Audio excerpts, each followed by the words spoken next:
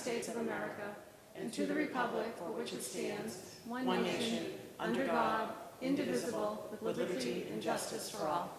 Thank you. Approval of the minutes of September 9th, 2019.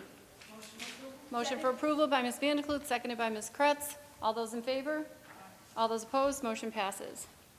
Approval of bills, transfer of funds, and approval of payrolls. Motion to approve by Ms. Kretz, seconded by Mr. Russo. Roll call vote, please. Member Di Benedetto. Member Kretz. Yes. Member Stone, yes. Member Giro. Yes. Member Russo. Yes. Member Vandekloot. Yes. Mayor Burke. Yes, 6 in the affirmative, 1 absent. Motion passes. Report of the secretary. None? None. Is there a motion for suspension? Ms. Mustone? Yes. Motion for suspension to take papers 2, 3, Yes. and 10 out of order. Please mark Mr. Benedetto as present. Item 2, recognition of Joseph Farah for contributions to the Event Horizon Telescope Project. Mr. Sierra is in the audience. Let's see, Mike. Good evening, everyone. I'd like to bring up Joseph as I talk about his accomplishments. We've known Joseph for quite a number of years, and he's a 2017 graduate of Medford High School, attended the McGlynn Middle School and the Brooks. All right, see, I got my facts right. And he, this past year, participated, or for a couple of years, has participated in the Event Horizon Telescope work, which was involved in looking at the black hole. And this was pretty secret for a long while, because there was a lot that we didn't know. And then I want to say in April of last year, the team released their data and showed us the picture. And they released 6 research papers with 347 members on the 6 papers. Joseph is the only undergraduate named on all 6 papers. So I got my facts correct on that. And he also contributed to, I think, 3 directly, and then had another, one of the conferences that they were talking about the data that you had worked pretty hard on. So at this point, we recognize Joseph because it has, the discovery, along with the other 346 researchers, has received a breakthrough prize, which carries more money than the Nobel, and it's the USA Nobel Prize, in my opinion. So it's a really great honor for Medford to have one of its own so young to be part of that particular research project and contribute to it in such a meaningful way. I want to congratulate him personally.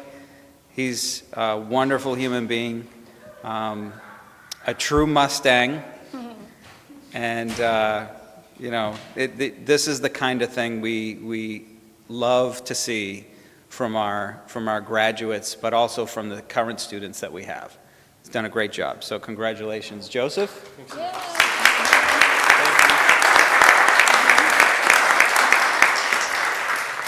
If I could formally read the report into the record.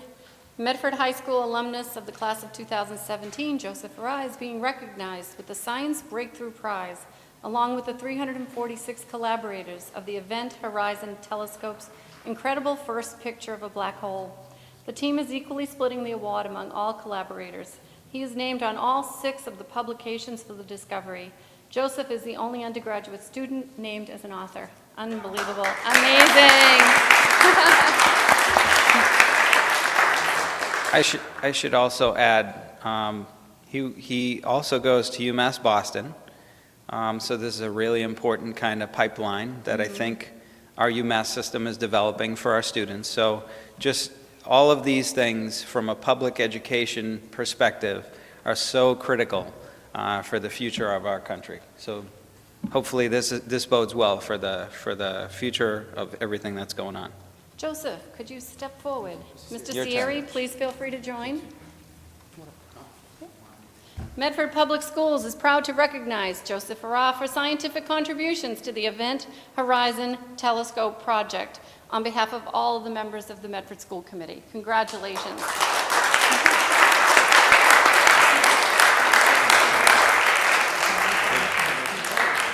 Would you like to? Sure. You can I stand understand. tall, it'll catch you. My mom said I was going to be expected to say something. I didn't believe her. Moms are always right. Yeah.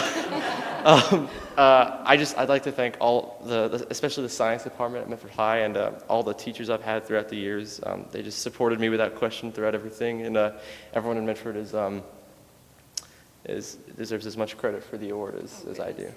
So thank you, everyone.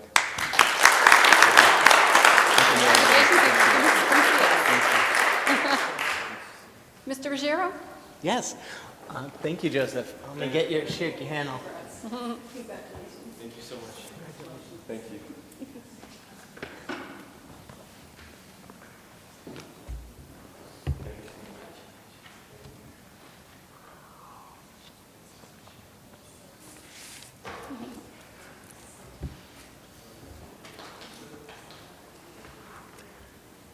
Thank you very much, Mayor Burke. I just wanted to say that when I originally saw the images online and I read about them in ScienceDaily.com when I first saw them, I was just blown away by the images, and it's just really exciting for me to know that our hometown made a little contribution to that moving forward. I'd just like to know, Joseph, can I ask you a couple of questions? Yeah, sure. Yeah, I'd just love to know, like, what in particular was your contribution to the project? So I contributed to 3 aspects of the project, imaging, modeling, and theory. So imaging deals with taking the data, the raw data, and turning it into the image that you saw. And on that end, I was on imaging team 1. I ran the imaging workshop where we created the first image, and I created the comparison metrics that we used for the blind imaging algorithms. For the modeling aspect, modeling is how we extract actual information about the black hole from the image. I designed ring image domain feature extraction methods that basically look at the image and in a non-biased manner can determine not just how large the ring is and its width, but its uncertainty in that measurement, and from that the mass of the black hole. And on the theory end, I work on extending Einstein's theory of relativity, specifically the Kerr metric, to come up with an alternate parameterization of the black hole shadow, which is how we determine everything we know about the black hole. That's amazing. Thank you. Absolutely amazing. Thank you. Can you just help us understand why this is so special and why it's so difficult why this discovery hasn't been made before? Of course. Einstein's theory of general relativity and the theory of quantum mechanics are the 2 most successful theories in physics, and they're used to describe everything that we understand today, from the very, very small to the very, very large. But they have a flaw, which is that they don't work when the thing that you're looking at is both very, very small and very, very large. And the only place we know where that happens is in a black hole past the event horizon. And up until the image was released, there was no scientific evidence that black holes even existed and that this flaw was actually a real thing. And so with the advent of the image came the first evidence of an event horizon in the universe, a place where our understanding of physics breaks down. So. And can you tell us the location, how many light years away it is? Yeah, so M87 is an elliptical galaxy 55 million light years away from us. The light from the black hole traveled 50,000 light years to escape the galaxy, then 50 million light years to us, and then another 100,000 or so to reach our portion of the Milky Way, and then it had to survive, 15, 16 miles of atmosphere, significant atmosphere, like the water column, to actually reach our telescopes. So it's an amazing piece of luck that any of the light made it to us at all. That's absolutely amazing. For someone who's not prepared to speak, you certainly do know the topic very well. It's very clear. I'm sure this invitation has already been extended. The discovery was was inspirational to me, and I'm sure a number of our other students would love to see your work and see some pictures. I imagine a number of science students who are very excited about black holes. I've never actually seen them because my son's first word was actually black hole because I subjected him to all the videos. But I think that there are a lot of students that would be really inspired by what you've done. Thank you so much for what. I really appreciate it. Thank you all. Thank you so much. Ms. Vanderklut. Have a good day. What? Ms. Vanderkamp. As I said to Joseph coming in, it's such an honor to know him, and it's nothing new. We're so excited over the years watching you grow and your family, and thank you to the Farah parents as well, who've been so supportive, of course, of their kids. It's been so great, and you know, this is one of those moments where I think that when I live a very long and healthy life, I'm going to say, I knew him when. And it's just great. So thank you so much, Joseph. Thank you. Ms. DiBenedetto. Thank you. Joseph and I know each other very well. His older sister was also a scientist and did many activities with my daughter. So I saw him as a very young child, and he always had this interest in science, and whatever he put his mind to, whether it was playing his instruments or for Medford High School Orchestra, or following the girls around to the Broad when they did their internship there. I knew he was going to set off and do wonderful things. I just thought it would take a little longer, Joseph, to be honest. So if this is the beginning, I can't wait to see what's next. I'm very proud of you, for yourself, and for Medford, and for all the teachers that have helped you along the way, and mostly because I know the two parents in this room are very similar to myself and my husband, and they're beaming with joy to see you here, getting another award, because this isn't your first year, and I don't think it will be your last. Welcome back to Medford, and... Yeah. Oh, come on, Dad. Oh, there you go. So thanks for coming back to see us, and keep coming back. Thank you. Thank you. Great to see you, Joseph. Congratulations. Nice job. Okay. Next up, in recognition of outstanding contributions to the City of Medford, Ron Moran, Executive Director, Friends of the Middlesex Fells Reservation. The City of Medford is grateful to Mr. Ron Moran for his unfailing commitment to the preservation of the Middlesex Fells Reservation, and for his immense contribution to the effort to protect against the development of the 90-millimeter meadow, a 13-acre section of Lawrence Woods, for future generations. The Medford School Committee recognizes Mr. Moran's outstanding leadership as the Executive Director of the Friends of the Fells Reservation. By his own example, Ron demonstrates how to enjoy and protect our natural resources and, in turn, our quality of life. Through his generosity of time and spirit given to the citizens of Medford and the visitors of the Middlesex Fells Reservation, Ron teaches us to value and protect those resources which sustain and inspire us. Mr. Moran, he's the outgoing chair.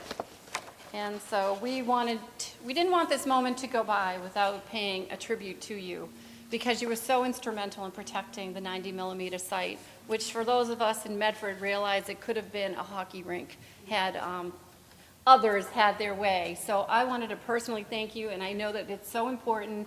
We have all of the Fells walks that our science classes go to, and I'm sure Mr. Farah had gone down a couple of those paths as well. So it is a living laboratory that we appreciate and respect, and we know you do as well. So in recognition of your outstanding service to the City of Medford as Executive Director of the Friends of the Middlesex Fells Reservation, Ron Moran presented this day. Thank you very much. I wish you the best. Okay. Stuart, please say a few words. All right. Thank you. I just want to say that I don't think I could have done it without the mayor, actually. We organized the community, but I have to say the city of Medford really got behind us. In the signatures that we raised, the petition that we had signed, over 1,000 people from Medford signed that signature. That was very, very significant. Of all the communities around here, Medford was number one. When Mayor Burke and Stephanie Burke got behind us, that really was a tipping point in our battle with DCR. And her authority in this was really what moved, I think, the commissioner to move in our direction. So thank you for the award. I didn't do it alone, though. I had a lot of really good people helping me. Well, you're the leader, my friend. The leader. Please stay in touch.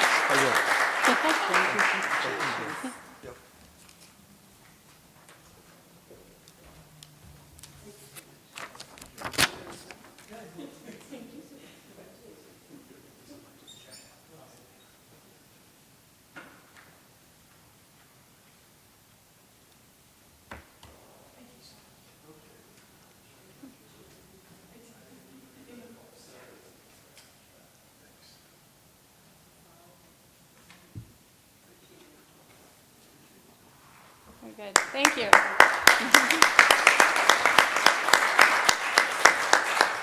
Jeff, would you like to say a few words? It's up to you. Yeah. Since you asked. Name and address, please, for our record. Jeff Buxbaum, 31 Hillcroft Park, Medford. Ron joined us a couple of years ago as an interim director to help us through a transition that we were going through, and he stayed on for an extra year permanently until he decided to retire again. But when the 90-millimeter Meadow fight came up, he just sort of got energized. I mean, he was great to begin with, but really he was just ready for that fight and really helped mobilize all the communities, you know, got all the different people on board, and so that was probably the biggest contribution, and we really appreciate him for that and everything else he did for us. And thank you for everything you do as well, Jack. Thank you very much. Thank you. Also, while we're under suspension, report on climate strike communication. Dr. Cushing.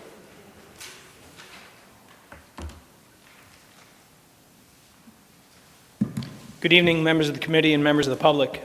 So, as many of you know, Greta Thunberg is a 16-year-old Swedish activist who last year, as a 15-year-old, stood outside with a poster board that translated into English, Strike for Climate. And this has moved into a worldwide movement, and she is the world's newest climate warrior. And she asked for students across the world to participate in acts of civil disobedience this past Friday and to participate in climate strikes, to walk out of class and to participate in rallies. Boston was one of many places around the world that held such rallies. She has made such quotes that I've shared in the document provided to you, that the one thing we need more than hope is action. Once we act, hope is everywhere. So instead of looking for hope, look for action. Then and then, only then will hope come. And then Thunberg also said to the House of Representatives just last week, action does not require the permission of an excused those are my words. If there is anything I can do to improve the situation, then I think it's a very small price to pay. When we were meeting and discussing, the conversation really focused around civil disobedience and giving students the opportunity to have that voice, but not excusing absences. The reality is that climate change, 97% of scientists agree, yet only approximately 50% of the population agrees with. I believe that we all stand on the side of science. And we were looking for and hoping that students would make the sacrifice necessary. That whatever an unexcused absence may carry with it, that students would realize that, as she said today to the United Nations, now is the time for panic. All right? And given those types of things, we hope that students approach us, their leaders, their teachers, myself, their principals, whoever, to address these issues. We did not look at this climate change strike as an issue of climate change. But if we approved unexcused absences for this, then every rally, be it for good and noble reasons, or be it for the ignoble, nefarious, and detestable reasons that may go directly against the core values of Medford and Medford Public Schools, we would then be beholden to excuse absences for. And that's one of the main reasons why we stuck with our position of not excusing absences. Because when hate shows up at our doorstep, we would be beholden to excuse absences. There is no denying climate change. As people in the Bahamas are searching for their loved ones, as Hurricane Katrina in New Orleans is still a memory that is still raw and real for many Americans, Harvey, name the storms, Maria, that devastated our brothers and sisters in Puerto Rico. But as Greta Thunberg said, action is needed, and we call upon our students to do that without an excused absence. This is bigger than an excused absence. And our concern was the next time that hate shows up at our doorstep, and we have to excuse absences for things that are detestable and that may go against our core values. Thank you, Dr. Cushing. Mr. Russo. Thank you very much for that. I want to start at the end a bit. Like, is there any national conversation around hate rallies that students are leaving school for? Because this is completely new to me and sounds a bit like backing into a decision that was made. Like, I've not heard of any of these hate rallies coming up anywhere in our country. You would think they would make the news. So a few weeks ago in Boston, there was a rally, there was a march that stood contrary to the beliefs of many people in this country. In West Virginia 2 years ago, there was a hate march that left one dead and several injured when somebody decided to drive their car into a crowd. And so that was the light in which we looked at this. The reality is that we have to be concerned about our students' safety for the lowest common denominator and for the things that may be unthinkable. And trust me, we believe climate change is real and that the realities of a changing world and a changing planet are upon us. If you call in sick on a Friday, does Medford Public Schools have a policy that tells you what you can and cannot do on Saturday and Sunday? So if I were to call in sick on Friday, I better be sick because otherwise it would be an abuse of sick time. For whatever reason, you don't show up. For personal time, I would say that Medford Public Schools do not have a policy, but I'm not 100% familiar with our policies at this point. No, I'm talking about anybody who works for our district. Yep. I know for my own job, if I call in because I need a mental health day or I'm just, for whatever reason I decide not to go to work, my employer has no rules about what I'm allowed to do on the weekend after that Friday. So I just wanted to be clear. I think there was some confusion with some people I've talked to. I actually have no issue with whether this is an excused or unexcused. I believe the administration should make that decision.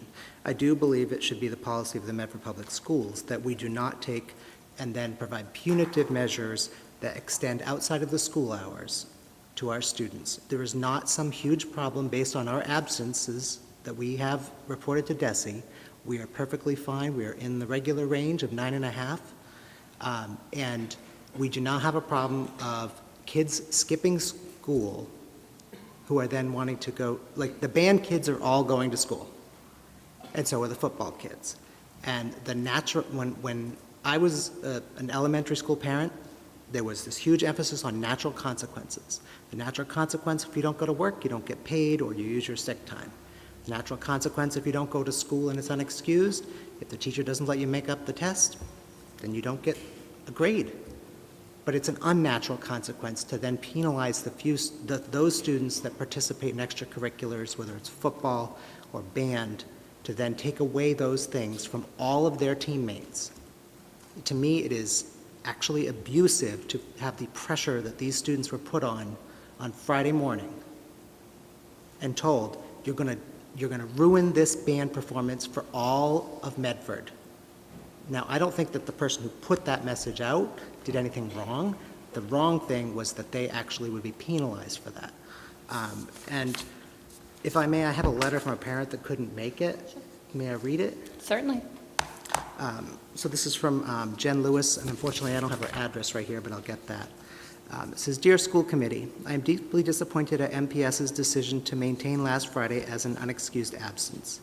My daughter Laura Lewis, 10th grade MHS, is a color guard member, and while she cares deeply about climate change and would have liked to go to the march on Friday, she chose to attend school since to get an unexcused absence would have kept her from being part of the annual home show this weekend.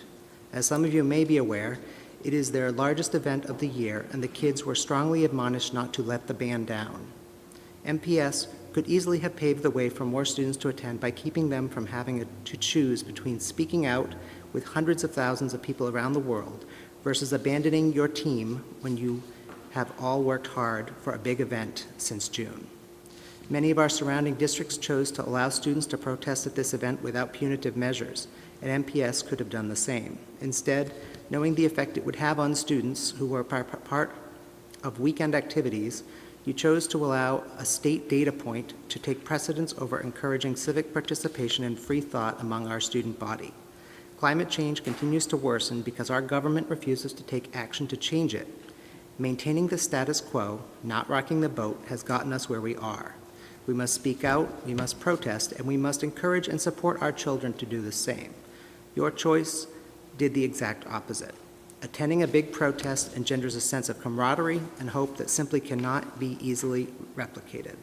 I am proud of my daughter for the choice she made, ashamed of the school that forced her to do so, and saddened that she missed the opportunity to be there. I implore you in the future to find ways that the school can encourage students in activism and civic engagement, not be another barrier supporting the status quo. And that was signed by Jen Lewis. So, I mean, I just feel like there was a middle ground here, and the assertion that,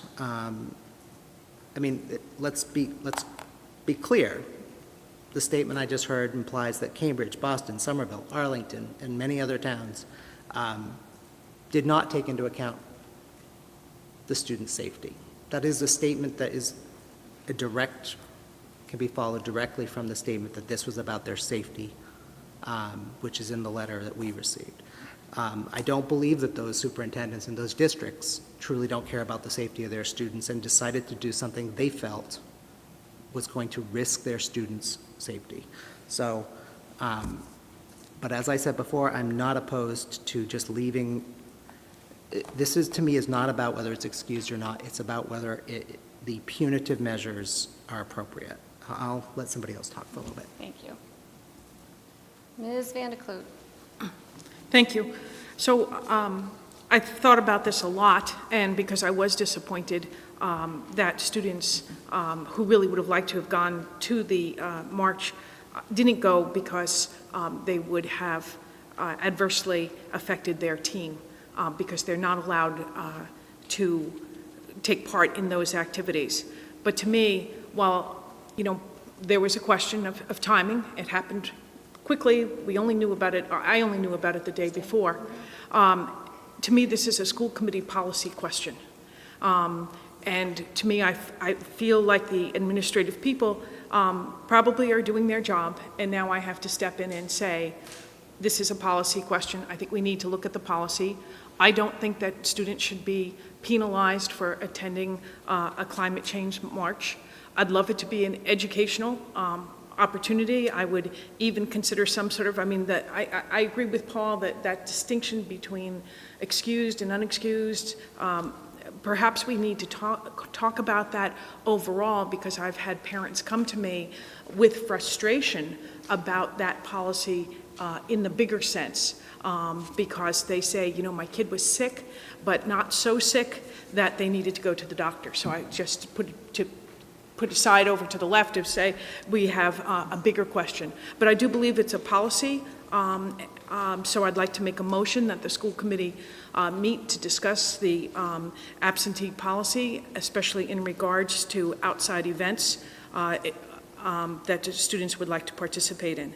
I think that if we can sit down around a table and come to a better way to handle this, that this would be better for our students, and then we wouldn't be putting our administrators, holding them up with annoyance. So if I could. Is there a second on the motion? Seconded by Mr. Russo. Thank you, Ms. Van de Kloot. Ms. Kretz. Yes. So I was thinking, I heard from Mr. Russo and Ms. Van de Kloot, and so I was wondering, I was thinking that in the future, if we knew early enough, could we plan like a civic field trip where maybe one of the teachers could go along with the students and go into town with parent permission to go into the strike or, the protest with adult supervision, and as long as they had the parental permissions? So I would say the answer to that should be yes. Mr. Russo made me aware of the climate strike about 10 days beforehand based on email. I then went to our nursing staff and other members of our high school to see if we could make that happen. That turnaround time was pretty tight, given where forms may or may not be at the start of the year, kids getting things back, those types of things. But I would say most definitely that, but the other thing too to think about here is also we need to find a way to engender student leadership on these issues. That's what Greta, if I can be so bold as to use her first name, that's what Greta is really talking about. I watched her speech today as she was basically holding back tears of anger as she said, "How dare you," to the United Nations, calling on her peer group and the adults as well to stand up and to start doing these types of things. And so I encourage students to come to me or to go to their principal. Let's find a way to make these things a reality. Let's find a way to make us more green so that we are actually taking action and that we move beyond conversation. But I agree with you that, yes, we can definitely work to make that happen.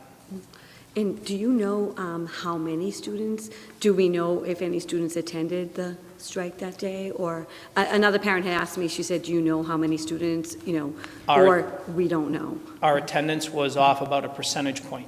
Okay. I believe our average daily of attendance prior to that day was about 97%. On that day, I looked it up with Mr. DeLeva, and our attendance was at about 95.8, I believe, but I might be off on the point. Okay. And do you know if during the day, were there discussions maybe at civic class or history class to just talk about the climate strike with the students? I also received that question from parents, like did they actually engage in discussions? So we have sent out resources to teachers to do that. I have heard from teachers that yes, that discussion was there.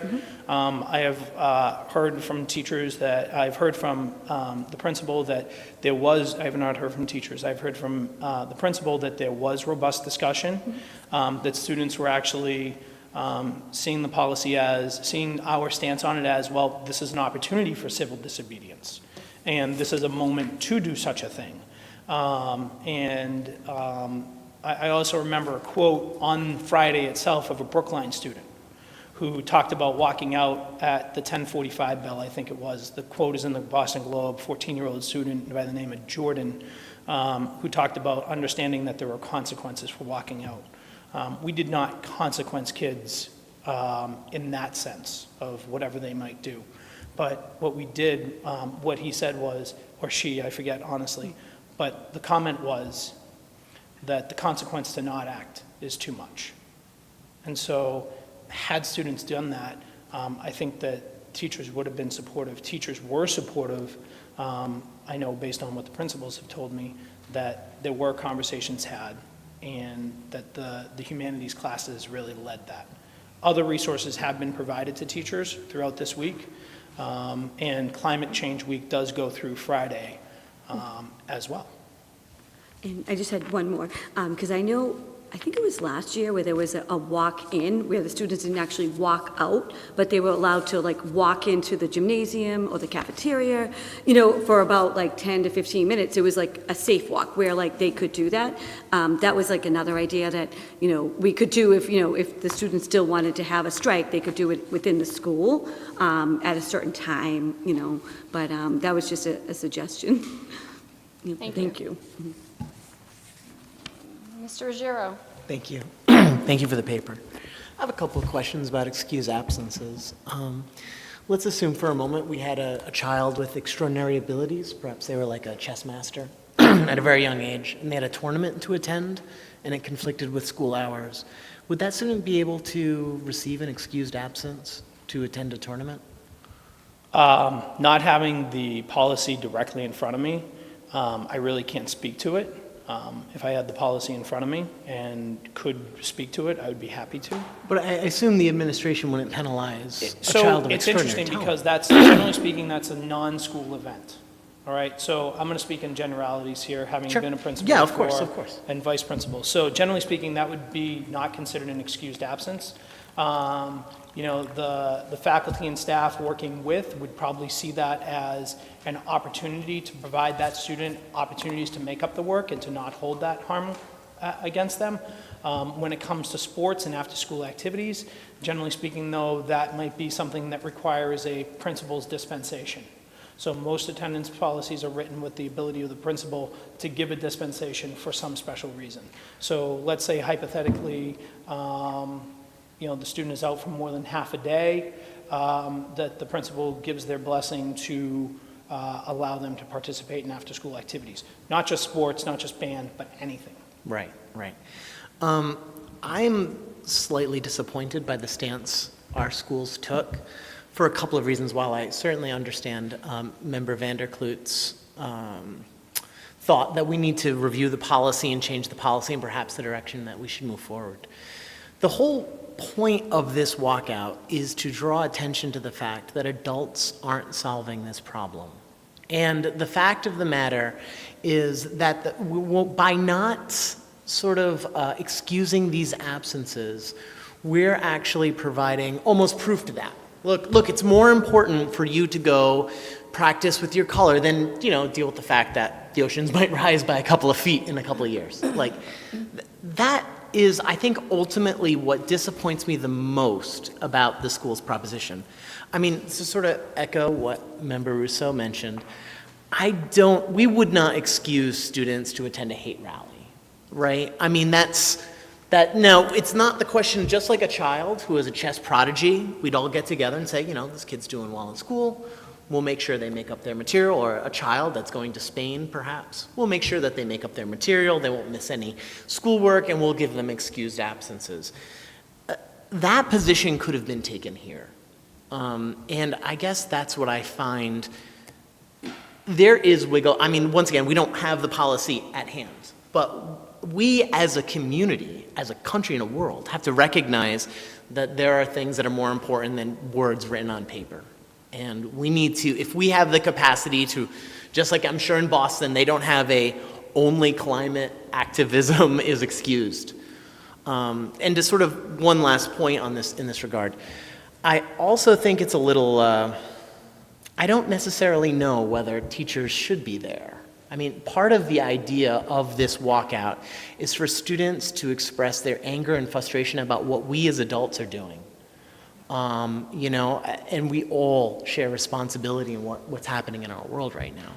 So I think that these are important things to keep in mind. In terms of the excused absence, I think, we can call it what we like.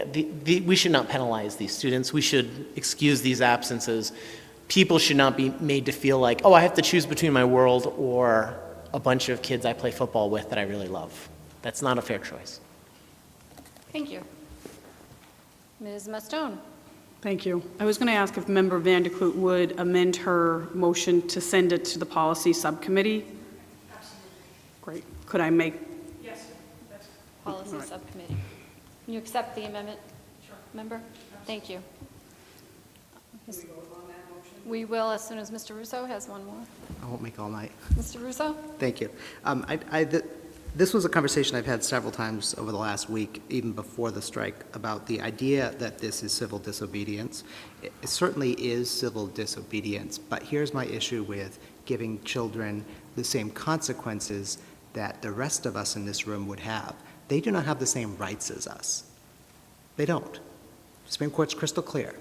So why should they suffer the same consequences as us when they take an action such as civil disobedience? I just think that I kind of have trouble getting from you do civil disobedience, you get the consequences, whatever they are. That's fine. I'm a grown-up, and I can make that decision. But when I don't have all the same if somebody doesn't have all the same rights, I just don't think that is a fair proposition. And that is, I think, everything I wanted to say. And I believe we have Ms. Vanderklut, did you want to follow up on one last thing? I'd be happy to have you speak first. Yes, we have a member of the public that would like to speak. Your name and address, please. Yes, I'm Anna Novogradsky. I live at 20 Pleasant Street in Medford. I'm a Medford parent, and I'm here representing my husband and myself. My husband took our 2-year-old out because he's a 2-year-old. And my friend Carrie Thorderson as well, who also lives in Medford. I'm disappointed with the school's handling of this, as various points have been made already. I think that, firstly, allowing students to miss school without punishment for the climate strike would absolutely not make you beholden to excuse them for other absences. You are the administration. You have the authority to excuse what you like and not excuse what you don't choose to excuse. So that argument does not seem to make any logical sense to me. And in addition, that argument would be saying that Somerville, Arlington, and Cambridge and Boston Public Schools would all be planning to excuse their children to attend hate rallies in the future, which is clearly not true.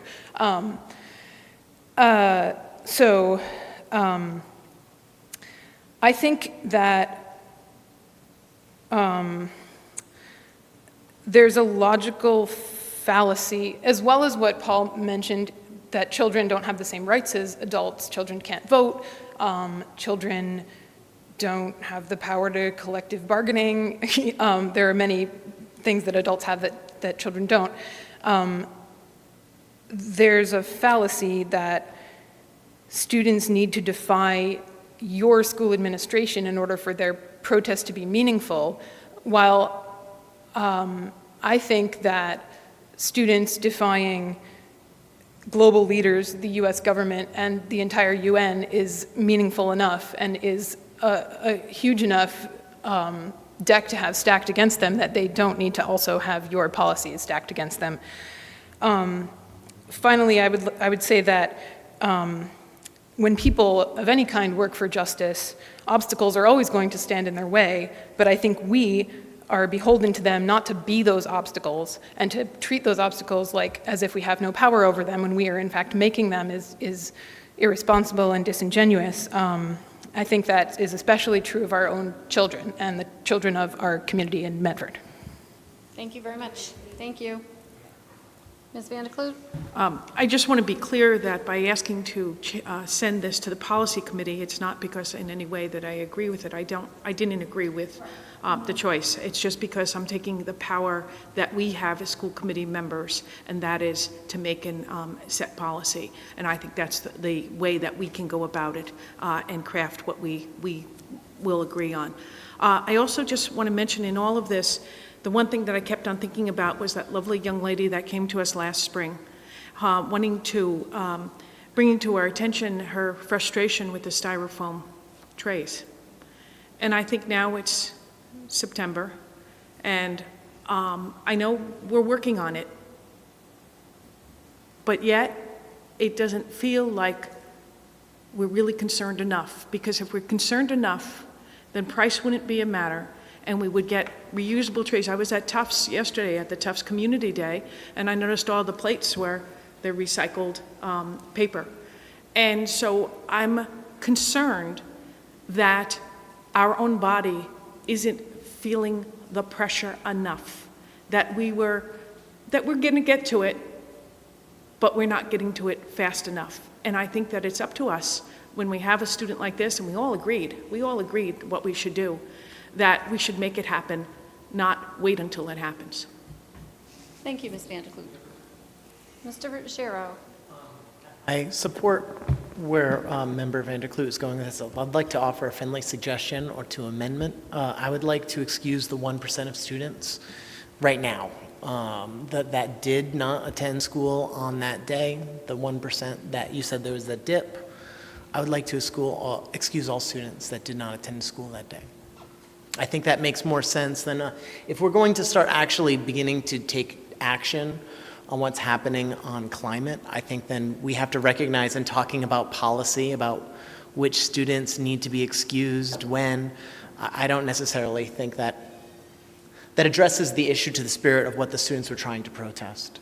And I would like to stand behind them in any way possible, and this is the way I think we can do it. It's an amendment to your item, Ms. Van der Kloot. So I don't have the policy before me right now. It may be trickier than you think, because the excused and unexcused, I mean, I'm not sure that matters as much as, and I don't think we can go back and unfortunately change the fact that the real issue was they couldn't participate in their extracurriculars if they went. And that's what is at the real meat of this, is that's what the problem was. That was the harm. I'm not certain, so just as I try to think about this, and I may need some help from the administration here of saying we could ask the students if they went to the climate change on Friday. I guess that's how we would identify who went, as opposed to who was sick or who was whatever. I'm not quite sure. I think we kind of need to look at our policy. I'm not against it, Michael. I just not quite sure how to do it. But we could, it doesn't have to be decided tonight. We could go to that policy, the policy subcommittee, and we could discuss it there, and it could be retroactive. Would that be okay? So there is a motion on the floor to send this policy on absenteeism, send it to the policy subcommittee, and it's seconded by Ms. Stone. Mr. Russo, I'm sorry, Mr. Russo seconded that already. And we can work through it there. Because the policy is the policy. It's But isn't this the problem? the admin. Right here? I mean, what we're Yeah. doing, isn't this part of the issue, right? Yeah, but- So we have an issue, and now we're gonna send it to subcommittee. We are gathered here right now. We have the authority to talk about the policy right now. We don't have the We don't have policy the in front of policy us before to us. tweak it. We need language to tweak But it. there is, in regards to this, there is a certain subset of students, I know right now, that we could excuse. And that is the action that we could take. We're talking about 1% of students. If there were some students that were sick that day, but not sick enough to go to the doctor, okay, we'll count them among them. We'll count them among the excused. I don't think there's going to be some sort of huge consequence to this behavior. And I don't think that we're setting some sort of awful precedent that if people want to go to Charlottesville and hit someone else with a car, that we're somehow supporting it. And I think this, with all due respect to the committee, and with all due respect, I think it sends more of a message to our support of the students that if we vote now and excuse all the students that weren't able to, that have unexcused absences on the book, now we could do that as a committee, rather than send it to a subcommittee where we talk about it, then it comes again in like 4 weeks. Why don't we do Ms. Van de Kloot's motion first, and then if you want to make a motion and there's a second for it, we can take a vote. On the motion by Ms. Van de Kloot to send this policy review to Subcommittee on Rules, roll call vote, please. Ms. Mastone. Member Kretz? Yes. Member Stone, yes. Member Ruggiero? No. The policy, this is the policy paper. As long as we I'm can sorry. discuss my amendment, I'll change my vote. I'm sorry, I'm frustrated. Yes. Member Russo? Yes. Member Van der Kloot? Yes. Mayor Burke? Yes, 7 in the affirmative, 0 in the negative, motion passes. Ms. De Benedetto. Thank you. I understand and I can feel your frustration and you want to take action immediately.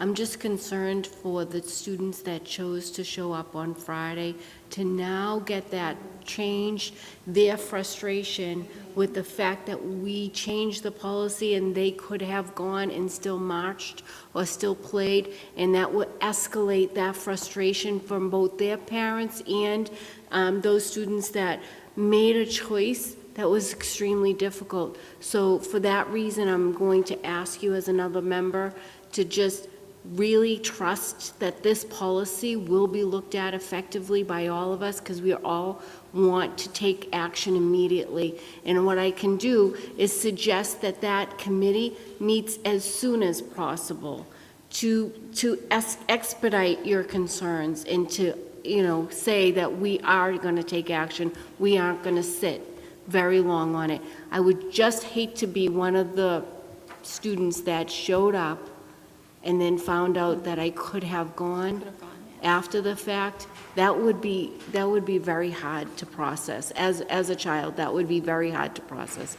So for that reason, I ask you to wait and trust in our committee, this very active committee that wants effective change, to change this policy very soon and very quickly. Thank you.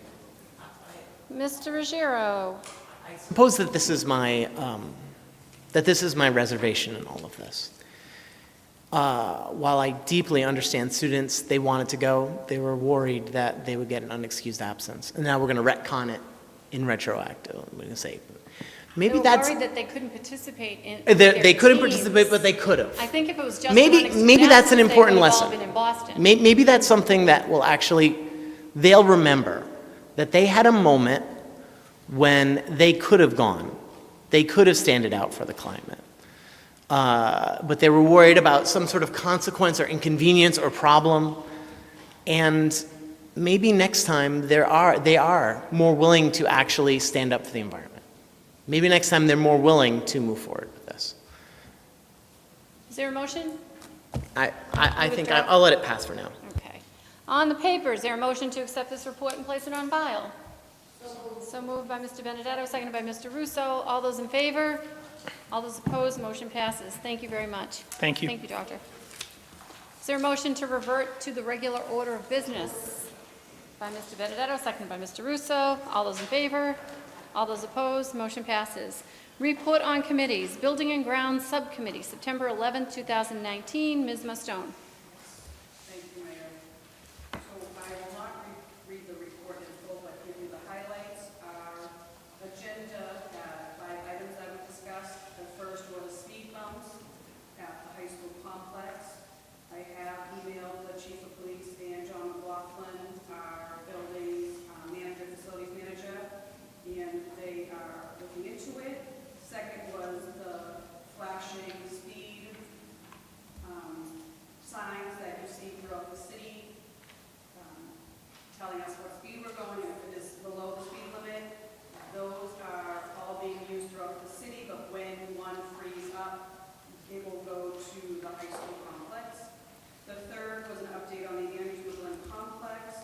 As of today, the sidewalks and curbing has been completed, and there's just some detailing work that needs to be finished. Number 4 was regarding the school kitchen appliances, and that really stemmed from the desire to not use styrofoam plates. Retta Smith, the school nutritionist, did take an inventory. We do have many appliances throughout the school kitchens that need updating or repair. That led us to a conversation with Alicia Hunt, who's the energy coordinator for the city. Kathy Kretz and I will be meeting with her and some state officials to discuss possible grant applications to update our school kitchen appliances and other ways to be green in our schools. The last item of our agenda was the Medford High School Master Plan, and Mr. Brown, a teacher at the vocational high school, gave us a report from his perspective as both a teacher and a citizen, and what is the plan for Medford High School. His questions really led us to discuss, is it about rehabbing? Is it about looking for funding to build new? Is it about doing it in phases? And Kathy Kretz had suggested that we make a subcommittee that would almost be a master vision plan for the high school. So I would like to make a motion to create a subcommittee on a master vision for the high school repair and maintenance and what? Vision. Master Thank you. vision. Long-term vision plan, yeah. And I would be happy to chair the subcommittee. And I know. Miss, are you all set, Ms. I Mustone, am. with your You report? just have to press the little. Ms. Kretz. Yes, so, yes, I did talk with Mia about that, and even Mr. Brown, he is interested on, serving as a volunteer on the committee, and he can bring his expertise to the table. We also want to have like some ideas, just, brainstorming, doing some tours, walking around the school, and just putting together a plan. We know that we're waiting for the MSBA interest statement. We're hoping to get that, but I think what a lot of people want to do is just have a discussion, start, talking about things and putting together a plan and then prioritizing it. I do know that currently some of the CTE programs are currently reconfiguring to their new spaces, and it would be nice to even share some of those stories, and we can bring it back to the regular committee and just tell everybody what's going on in those, those areas that are reconfiguring and what the status is in progress, and maybe something like that. And we could have like a Google document where we could, have a timetable. This is where we are, this is where we want to be. This is when we get the MSBA statement. Here's the 5-year capital plan. It's like a lot of planning involved, so it would be a lot of like mini meetings to just track the progress. But so that's about it. Yep, no problem. So in the past, there's been the Building the Future Committee and then the Building the Future Step 2 Committee. And that was comprised of teachers, parents, a list of faculty, it had administrators on it. So it was a comprehensive group of people that actually looked at things and then made recommendations. Superintendent search. Similar. Yes. Similar to that. So maybe something that should be broader than just Yes, a few definitely. committee members. Yes. Okay. So there's a motion on the floor to establish a school Master Vision Plan for Medford High Yes. School. And there's a second on the floor by Ms. Kretz. Mr. Benedetto. Thank you. That's pretty much what I wanted to add. Mr. Brown was present, and he said there are a lot of experts, not only as teachers in the vocational school, but throughout the community that would love to come and be present and active on this committee. And a lot of the work that they could do initial groundwork with the expertise we have in-house without having to pay for anything, and just go over just basic information and really research things by professionals that live in the community. And it wouldn't cost any money initially, and then we can build on that and like build with the foundation and then build up. And just not incur costs right away. So that's what I wanted to add.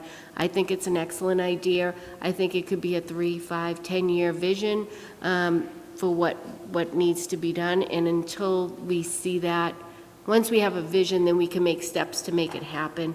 And we need to know where we are so we can figure out where we need to go. So I applaud this committee and its work for bringing this out from that evening and moving forward with this. Thank you. Mr. Russo.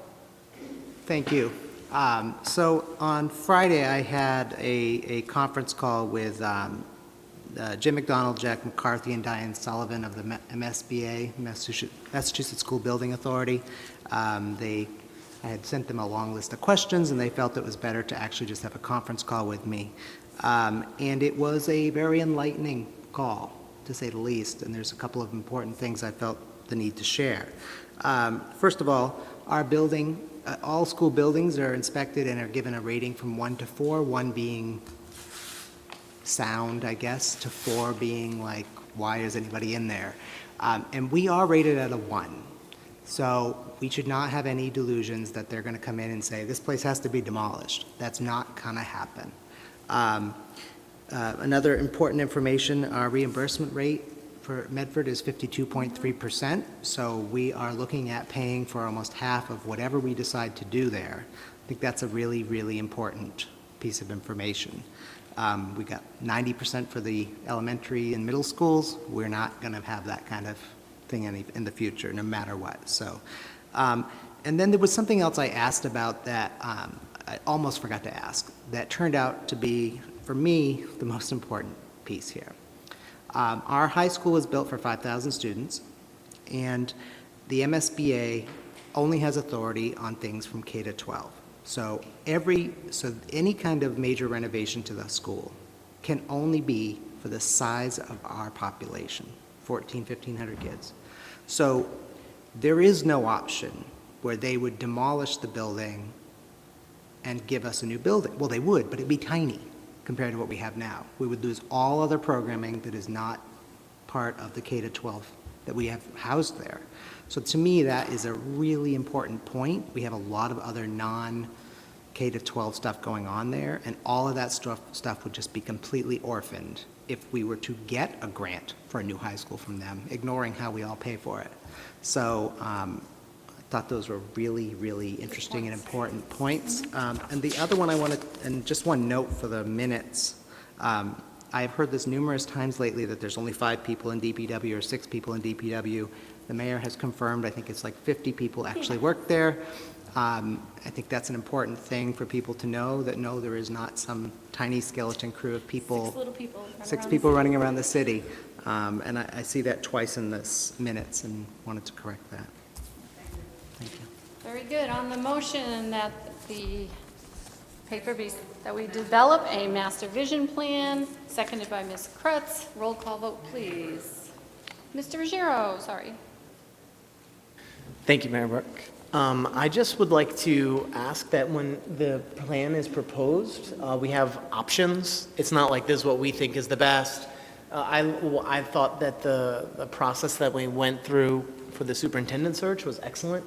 And I just want to make sure that it doesn't go to a subcommittee, you guys present us a book and we vote on it and we're done. It's something I thoroughly hope that we can all be involved in, because these are serious decisions. And I commend Member Rousseau for doing research on this regard, because that's useful for me to know as well.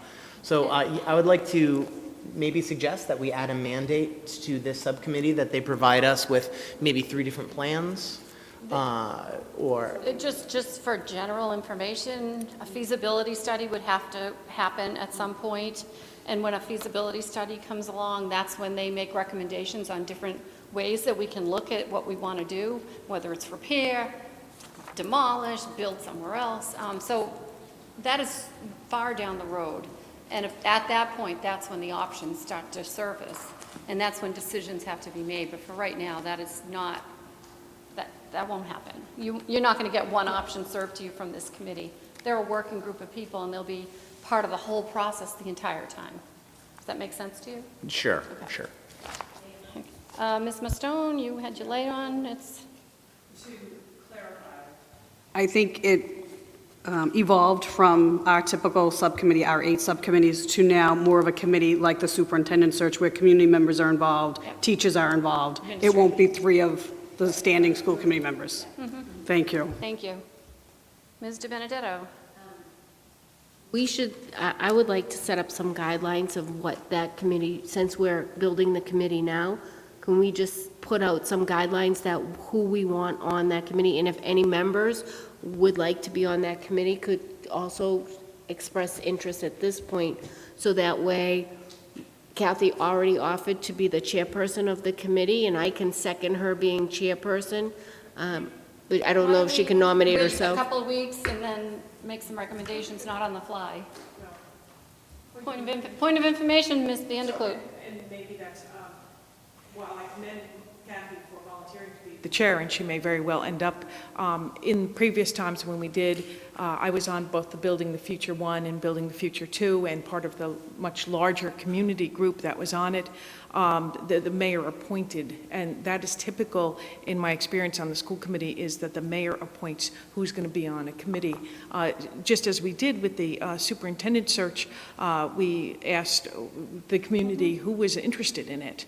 So not only is it school committee members, but it's also community members and teachers. And Thank you. Thank you, Ms. Vandekloot. I do remember with this special education committee, the mayor did appoint me as the person, and I requested that committee be added. So in a similar way, we need to have a way for people in the community to contact one person, But the that'll be mayor. coming. That's Yeah. not going to be tonight. Well- We'll send out a whole press release. We'll reach out through all the PTOs, PTAs, whatever PTOs, and we will get the word out for people that are interested, just like we did for the superintendent search. And I think we had a really strong search committee because we got people from all different pockets across the city and from all the schools were represented. So I think we had a really broad committee that searched for you. So I think that worked very strongly. So we'll put together, and if there's anything in particular that somebody wants to see, maybe in the next meeting, if you want to make some recommendations. You all set, Ms. Mastone? Ms. Mastone, Chair. Can I just ask, out of the 6 of us who are interested in being on the Master Vision Plan Committee? Okay, so Paulette, Erin, Michael, and Kathy. Thank you. They'll keep us. Okay, on the motion, all those in favor? All those opposed? The motion passes. Motion to accept this report and place it on file. All those in favor? All those opposed? Motion passes. Thank you. Community participation. Report of the superintendent, updates and comments. Madam Superintendent.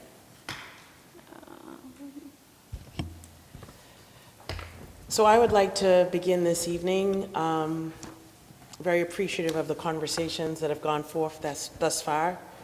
But I do want us to recognize another Mustang, a student that actually had a wonderful recognition this year. I want to congratulate Antonia Collins.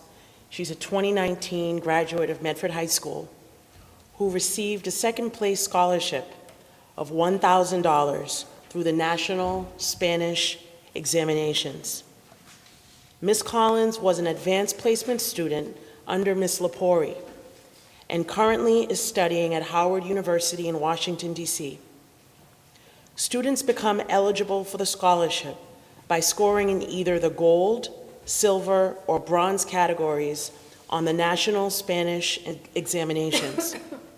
According to Kevin Cessna Buscemi, National Director of the Exams, earning a scholarship for any student on the National Spanish Examinations is very prestigious because only 12 students are chosen from among 150,000 students who take the National Spanish exam each year. So that's a very incredible feat.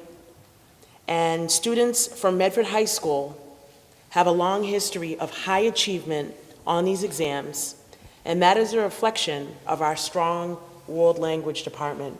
So I just wanted to recognize Antonia Collins on being one of 12 in a pool of 150,000.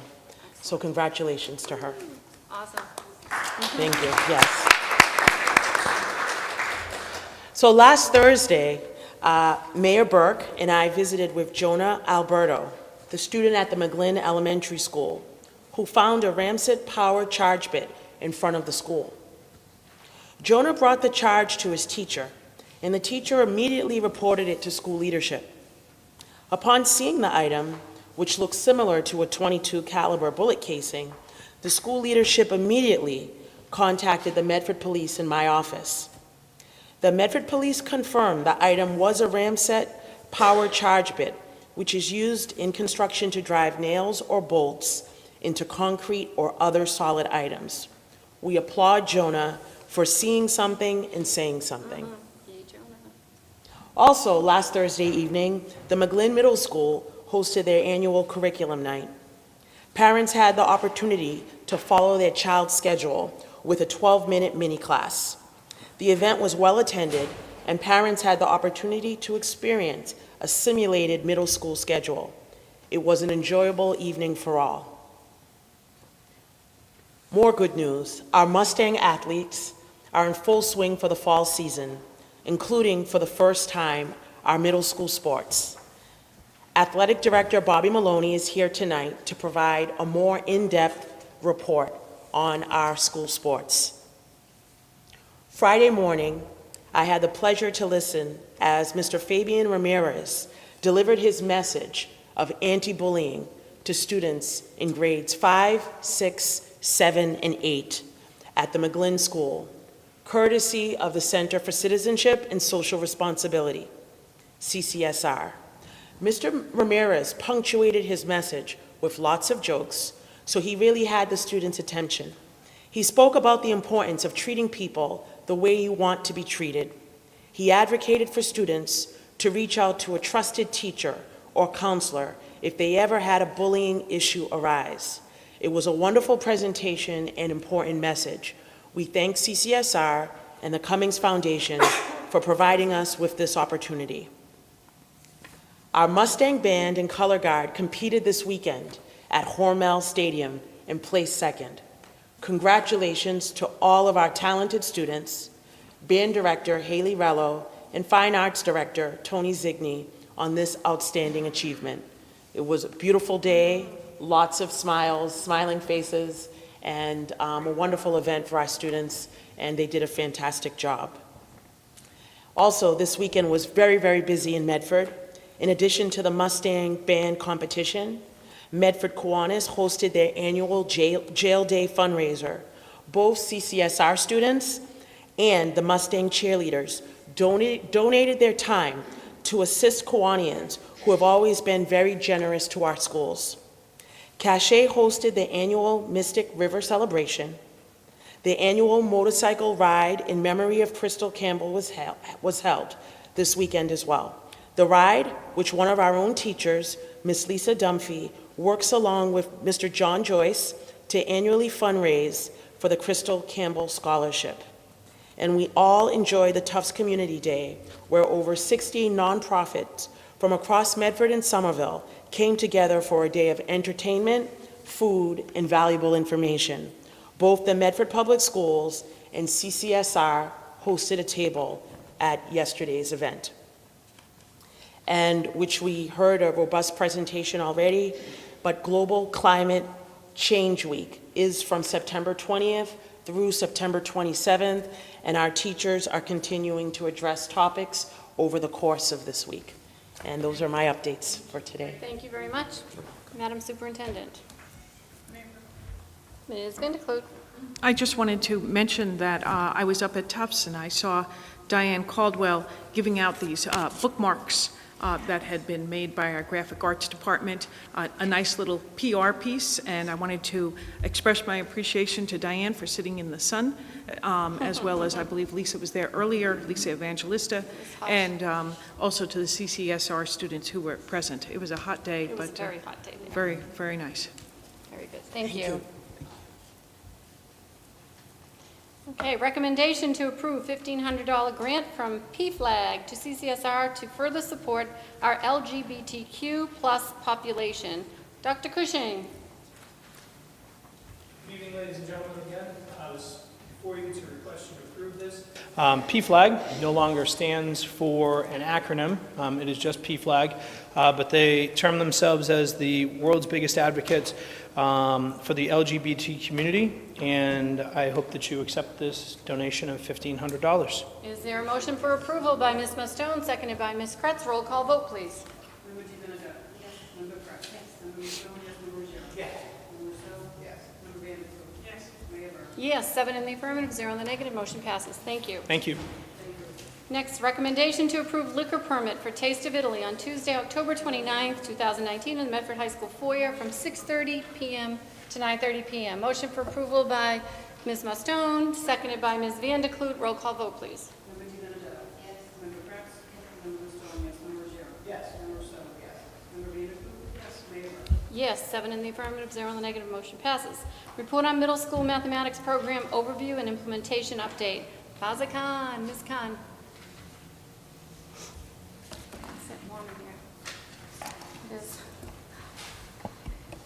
Good evening, everybody.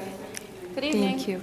So, thank you very much for your time and budget investment. Now we have illustrative math across all grades, and it's a curriculum that's consistent throughout the classrooms as well, with the exception of accelerated math. Math sections. Teachers, I have been in many classrooms, actually almost all classrooms, and I'm seeing that teachers are embracing the new program, they are using it. There are some struggles, as they'll continue to be throughout this year, but I'm hopeful that with the professional development that we have invested in and with their hard work, they can take on this challenge, and I'm sure they'll conquer it, if not at the end of this year, pretty soon after that. Since Medford Public Schools' mission is to provide every student with the best learning opportunity that fits their learning style, we have for years offered an accelerated program for students who have demonstrated the mental ability and or are interested in taking the accelerated path. When I'm looking at the schedule of the teachers, I'm seeing that all 7th and all 8th grade teachers at McGlynn and at Andrews teach one section of accelerated math. Students take a placement test at the end of 6th grade. The results of those placement tests combined with students' mental ability throughout the year, teachers' observances, teachers' recommendations, and parents' recommendation or request is taken into account before students are placed in the accelerated path. 15% of our students take the accelerated class, and in that class in 7th grade, at the end of 6th grade, once they are placed in the accelerated path, or they choose to take the accelerated path, once they are in that class, they use big ideas, as they have been using for quite some time. The reason why we have chosen to stay with the big ideas textbook / program for the accelerated path only students is because it's a great textbook which serves the purpose. The purpose of the accelerated 7th grade program is that it teaches the math Common Core standards of 7th and 8th grade all in 1 year. And then that's very rigorous. And Big Ideas book achieves it. Of course, we are very well aware that then it doesn't allow students and the teachers to go in depth as much as the illustrative math program will allow and will offer. But that's a price one has to think of once you go through that path. So that Big Ideas book is used with the accelerated path, and then the same set of students will continue on in 8th grade with the Big Ideas textbook for Algebra 1 as well. Students at any point in time can opt out of the accelerated program, and if they want to test into the accelerated program at the end of 7th grade, that's possible as well. Again, just a reminder that it's too many standards being taught in 1 year, but we are doing it because we want to offer the best learning opportunity or the most learning opportunity for students who can handle it. So we want to cover the lower end. We want to also cover the upper end where students can handle the challenge. And then we have a very rigorous program as we just adopted last year. I'm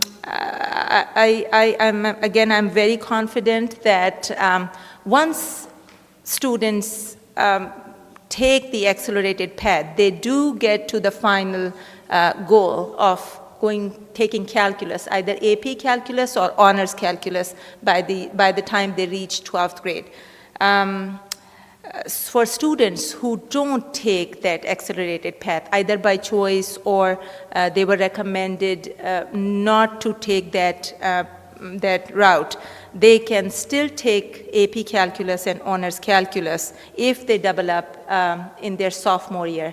And just this year, we have had many instances where I have signed off on that, on the permission slip, after talking to the parents, after talking to the teachers, and just talking to the students in general as to what their final goal is. So that's where we are at with the state of middle school mathematics, and I welcome any questions. Thank you. This Mr. time. Ruggiero. Thank you, Ms. Khan, for the report. I wanted to ask some questions about illustrative math. Yes. So I think this is how it works. So when kids complete online exercises, all that information is recorded for you to look over. Is that correct? That is not correct. So, yes. So when the online classes, that information isn't compiled globally for you? Yes, so when we use the word online in the context of illustrative math, it's not the traditional online.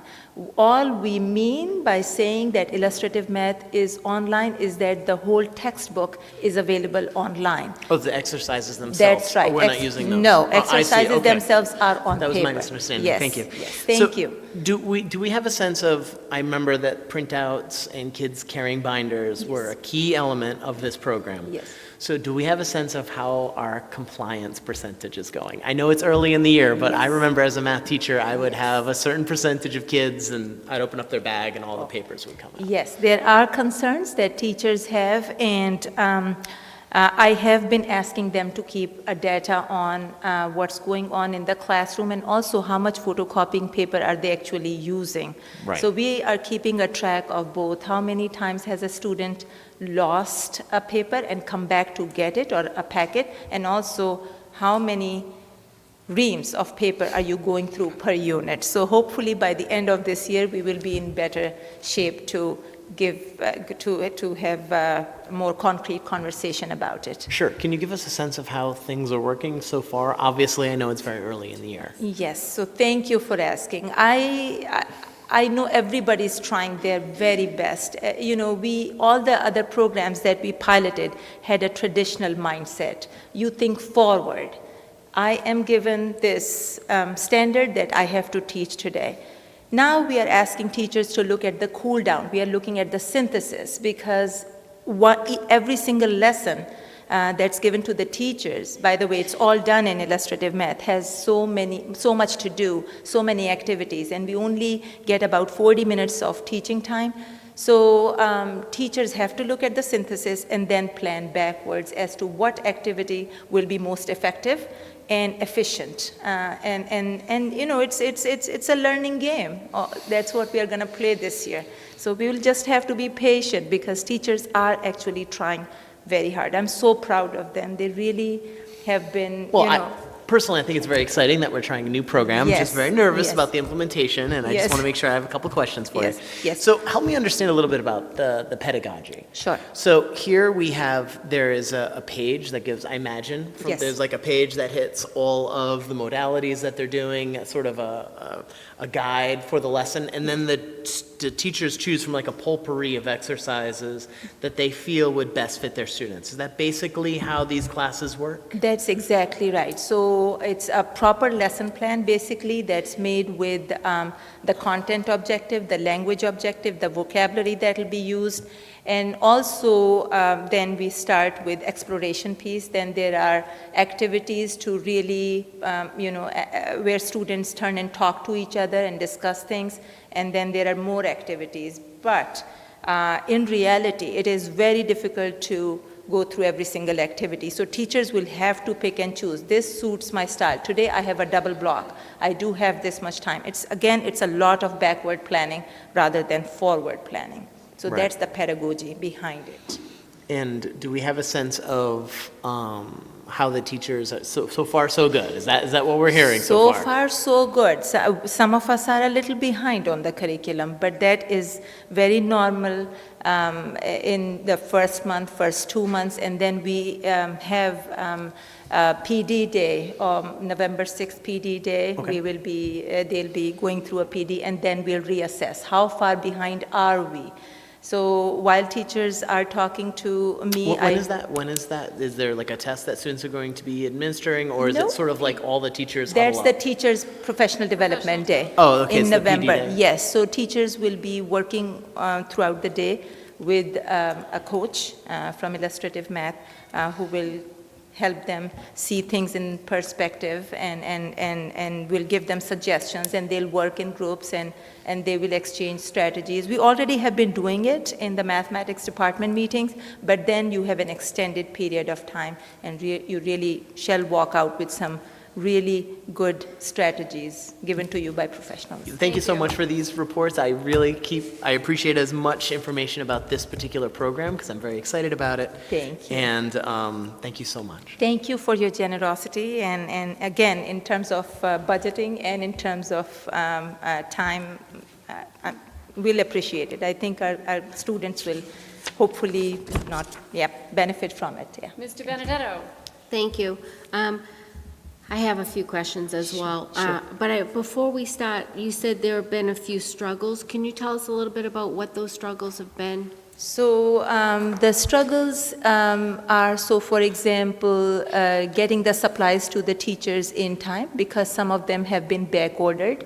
Also, we have, once you get the new textbooks, we have to number them because it's public property and we want to make sure they are being accounted for. That takes time. And then shipping them out, sometimes, there's a lot going on at the loading dock, and all of them were centralized to the high school. So these logistical issues have been going on, but teachers have been very kind and patient with me and the department secretary, and I tell them that I'm on their side, and if they really need something immediately, to send me an email, and then the rest of the supplies will follow. As you know, we do have a budget to comply with, and just sometimes you place an order and you just have to wait for the things because. So, thank you for that. Through the chair to the superintendent, could you give us some information as what's holding up any orders? We're 3 weeks, at least, into the school year. I would assume that with the new academic program, we had them up and running and ready for teachers for day one. Yes. So could we get an update either by email or somehow reach out to us as to when all the materials are going to be delivered to all teachers, not just regular ed, but special education, as well as EL teachers? because I have talked to a few people, and from what I'm hearing, the teachers should have 2 kits. I think there's 2 different kits that they're working from, and the consumables should be replaced yearly. And in those consumables, there are a lot of things like colored paper, tracing paper, bingo tabs, playing cards, whiteboards, color pencils, and measuring cups, because I looked through the program to see, and there's a long list of things that teachers need. What is missing? What are they waiting for? And how long will they be waiting are a few of my questions. Right. And this seems like it's from what I reviewed, looked like a very language-based math program. And what are we doing to help our students that aren't reading at grade level and helping them to access this, as well as our non-English first language students that may have trouble with this? Not only are they having trouble possibly with the math piece, but if they can't get the language, they can't do the math, and I'm sure that gets frustrating. So, Mr. Benedetto, Superintendent. so Yes. just in terms of the students that need additional supports, we do have co-teaching, and we do have, under our new EL programming at the McGlynn, EL teachers are supporting content instruction. So there is another adult supporting and scaffolding the work for those students. So do those co-teachers have books and have access to the programming that they need in order to provide additional supports to these students? So as I mentioned to Mr. Ruggiero, everything is available online. So while their books are getting to them, they have everything available to them online. They can print it, or they can consult with the classroom teacher, borrow their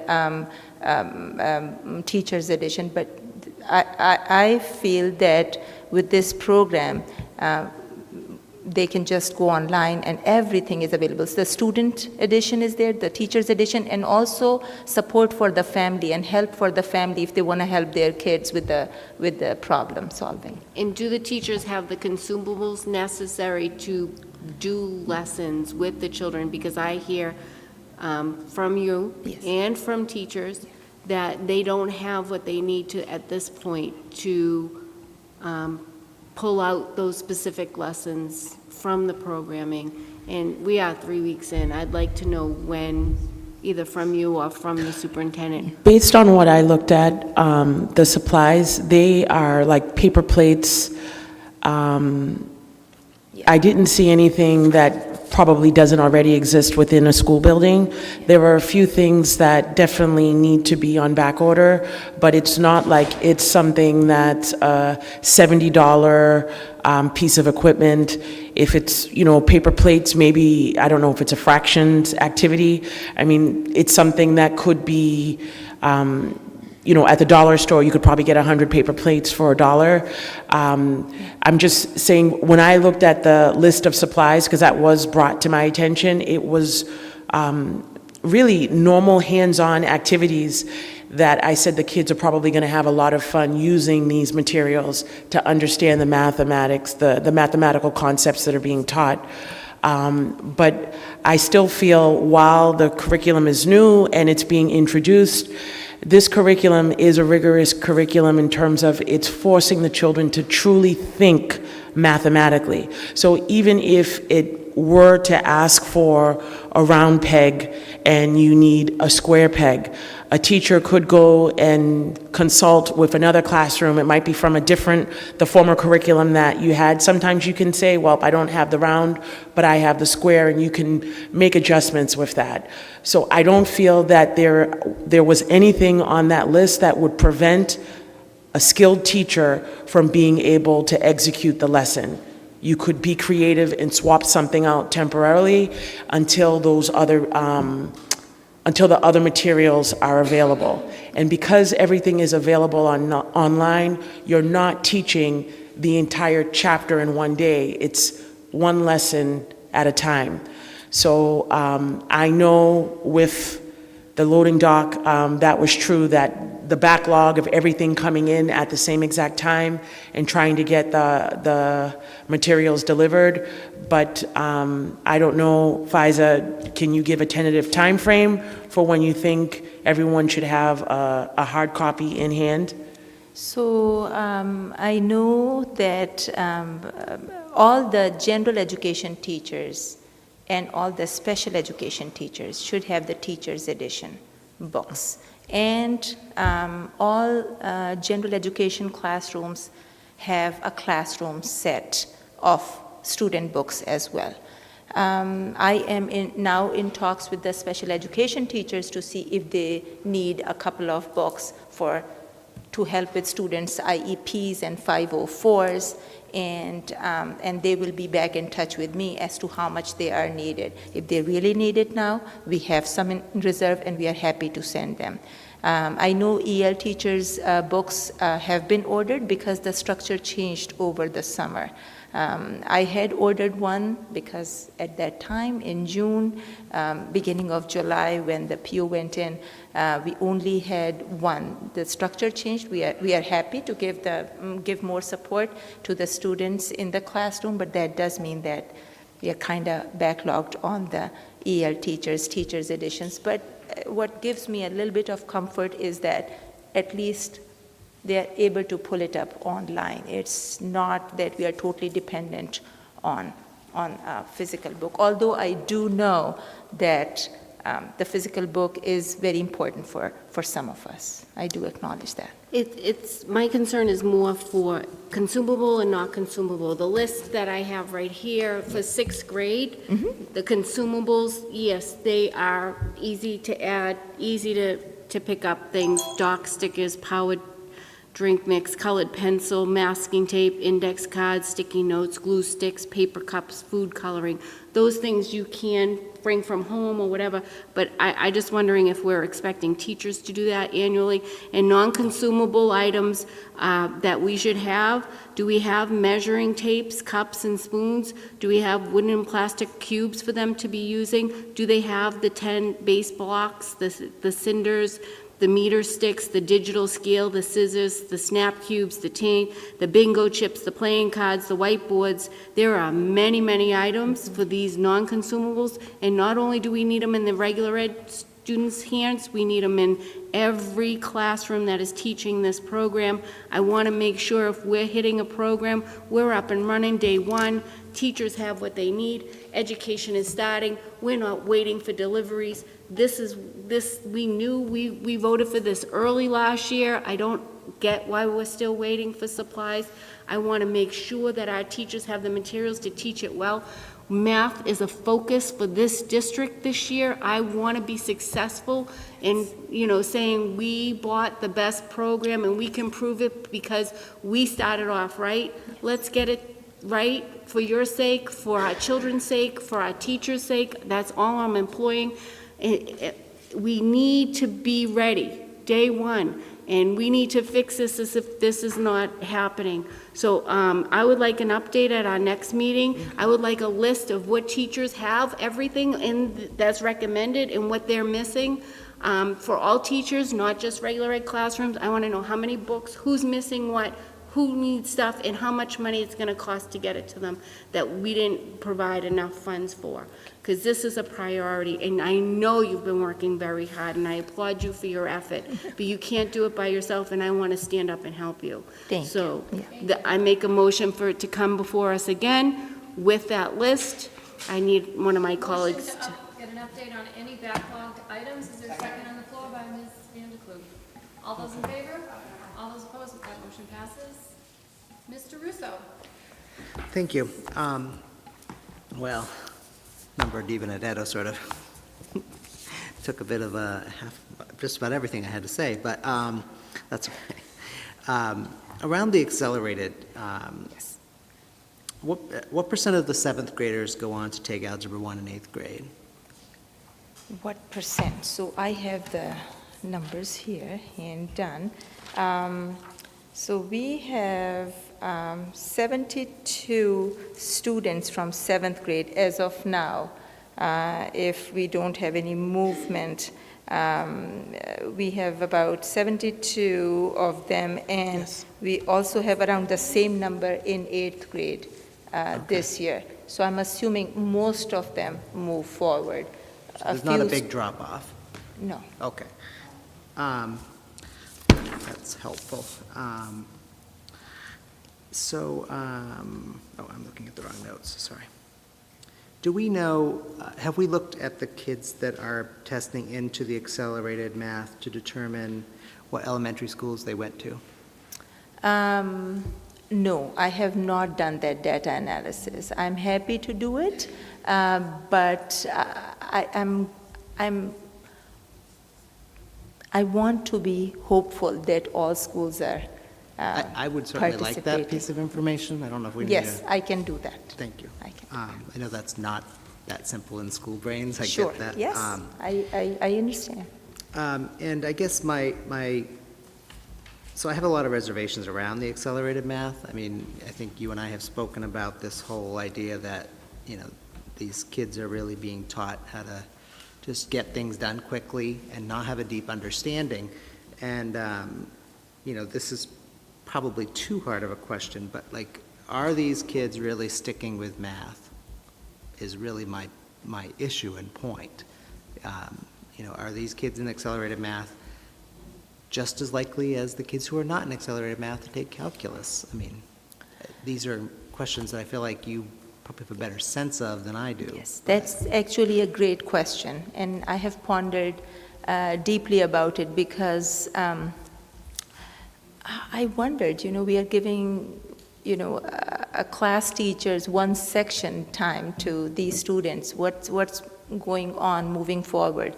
So again, I can do some number crunching, but I would say that there are students who don't want to go the accelerated path once they reach high school. The numbers might not be astronomical. There are more students who want to double up and reach calculus than students who say, I don't want to go that path. But there are cases like that where a child or a student did it because they wanted to be with their friend, or the parents wanted them to go a certain path, or at that time they were really interested in mathematics. And it happens that your priorities change, your love for a subject or your interest in a subject changes. This is all human. Yes. Yeah, I didn't pay you for that, just so we're clear. My concern is around the well-documented drop-off in girls and math. And, aside from what schools these kids are coming from, and I realize 72 is not a big number, so you can only draw so many conclusions from that. But understanding the demographics of those 72 students, and also the trajectory. I mean, are all the girls taking middle school accelerated math, and then they get to high school, and all the girls are not in middle school, in the math courses that we would hope them to remain in?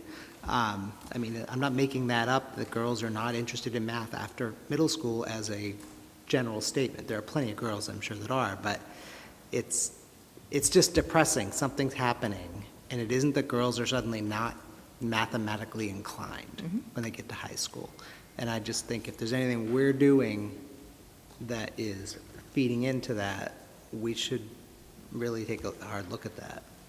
Actually, the point that you have brought up is a nationwide discussion.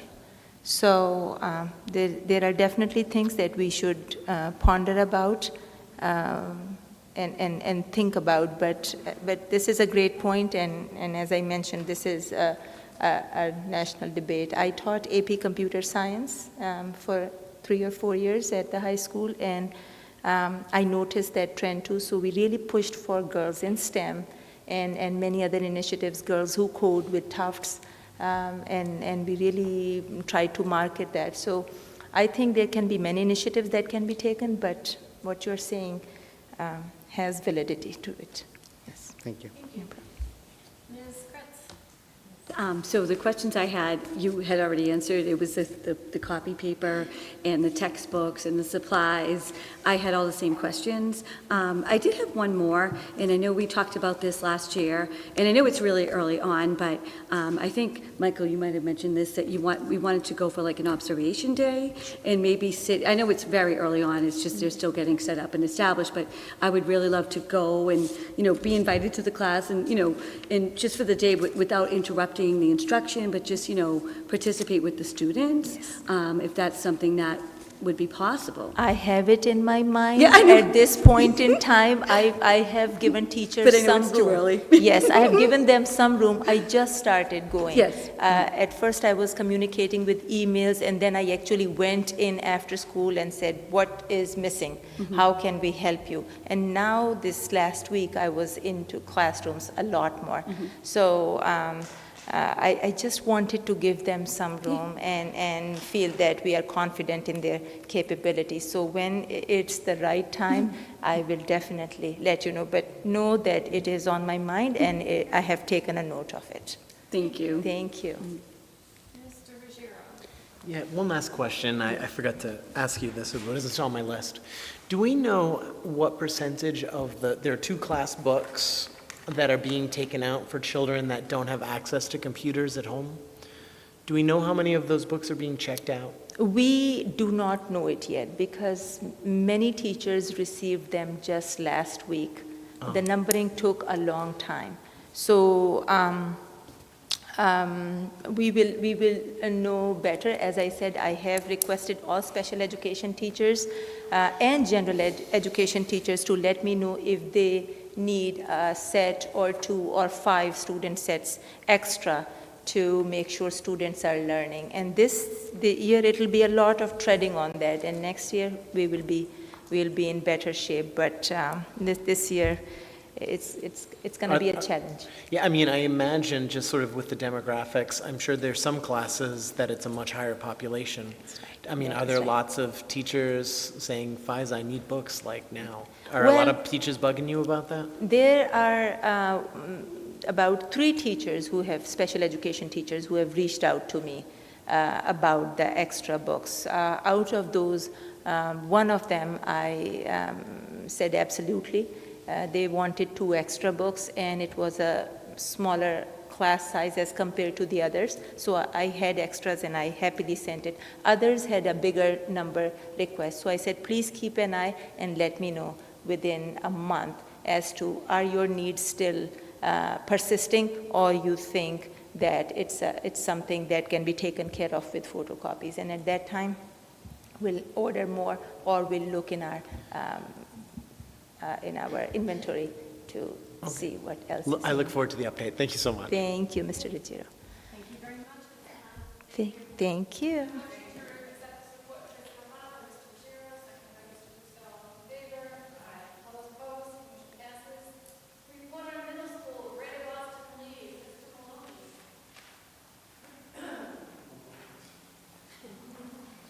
Can I go before her next time?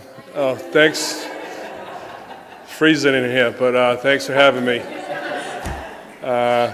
First of all, I want to thank everyone behind the rail for this initiative. It's gone fantastic. From the mayor to the superintendent to the entire school committee. We feel as though this initiative, we're going to keep some kids home. It allows us to build relationships between the middle schools. Rachel Perry, Nick Tucci, Michael Downs, they've been incredible. We have 3 great coaches. We've had great weather. We're already 3 weeks into the middle school season. It ends the last week in October, and I'm sure our teams are going to do very well. The participation's been incredible. Cross country had 50 kids out. Middle school baseball had 35 kids out, and softball had another 30 kids out. So the 3 coaches have done a great job with the kids.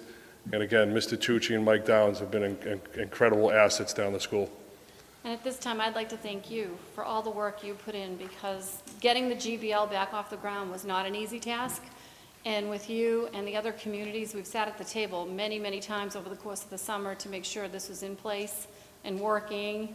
and that we're representative, and really to make those other communities that voted us out feel a little bad about this. Oh, it's So been hopefully great. someday we'll go back and Thank you. play them and show them what we're all about. Thank you. We have a But, great principal too, Paul DeLeva, who's very excellent, Mr. supportive, DeLeva, so we're yeah. very lucky. But a lot of hard work, so thank Yep. you. Thank you. Is there a Motion to motion to accept? approve this report? Place it on file? Beautiful. On the motion by Mr. Russo, seconded by Ms. Vanderklut, all those in favor? All those opposed, motion passes.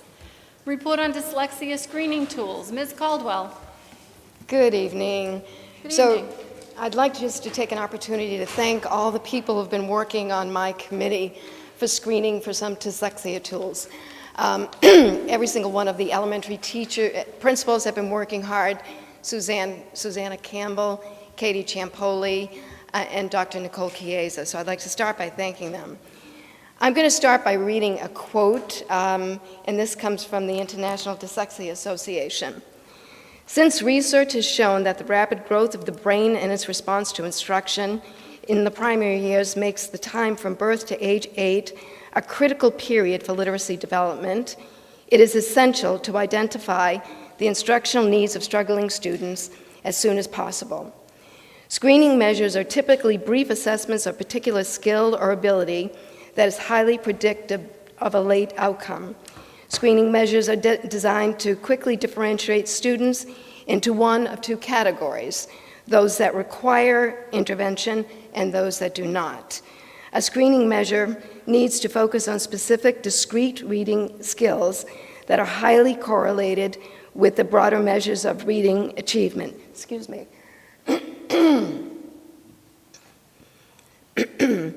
Resulting in a highly accurate sorting of students. Universal screening results should identify those students who are potentially at risk for reading failure, including those who may developed reading disabilities. So Medford Public Schools is partnering with the Department of Elementary and Secondary Education and other districts in the Commonwealth to pilot specific screening tools that will assist us in identifying, thank you so much, potentially at-risk students, specifically in literacy. At the end of August, DESE informed our district that we were awarded the MAPS grant for the Columbus Elementary School. Martha Coakley, not the one that you know, is the consultant to MAPS, is providing professional development to our staff and administrators throughout the school year. Last week, we were lucky enough to have DESE award us the Lexia Rapid Grant to the McGlynn Elementary School. And as part of our Title IV grant, we requested the DIBELS 8 screening tool. The Brooks and the Roberts will be using the DIBELS 8. Kate Ciampoli, Coordinator of Special Education, will oversee the MAP screening tool, along with Dr. Kay, Principal of the Columbus Elementary School. Susanna Campbell, who is Supervisor of Speech and Language, will oversee the Lexia Rapid Screening Tool at the McGlynn, along with Diane Garino, who's the principal.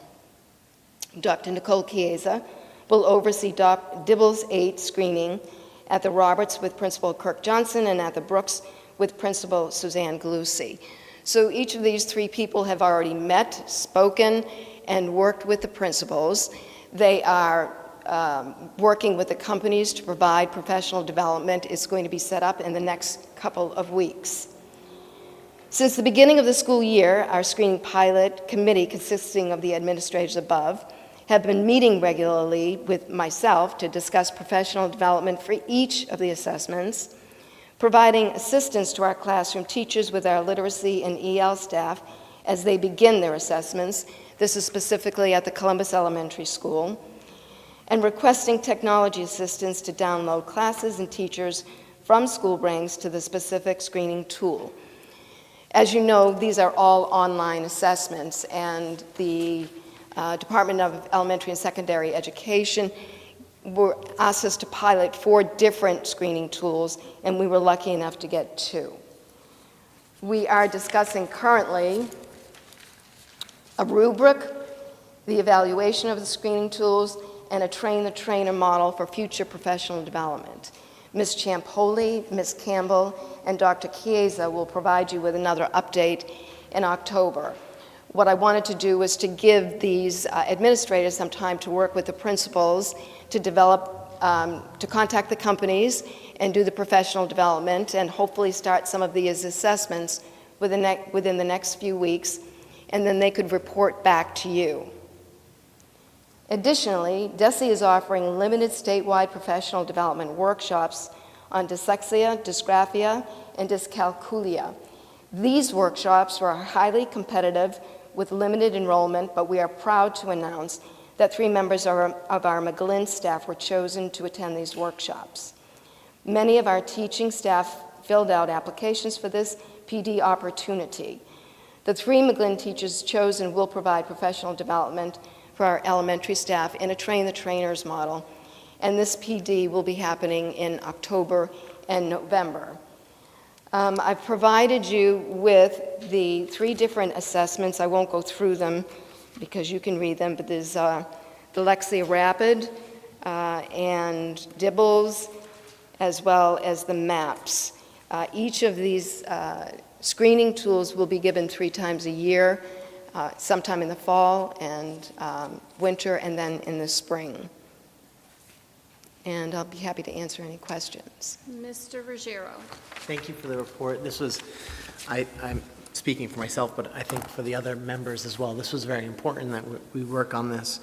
I had the element of the dyscalculia, mispronouncing it, of course, I'm sorry, elements of this. Do any of these screenings actually address those concerns as well, or dysgraphia is the other issue, or these are all directly, we're mostly concerned with dyslexia and these We are initial mostly assessments? concerned with that. I would have to check with the experts, would be Susanna Campbell probably. Sure. Would answer that question for you. Great. And in terms of the workshops being very competitive, so the idea here is that the teacher's going to attend the PD, and then they're going to come and share the ideas that they learned from these workshops to all the other teachers.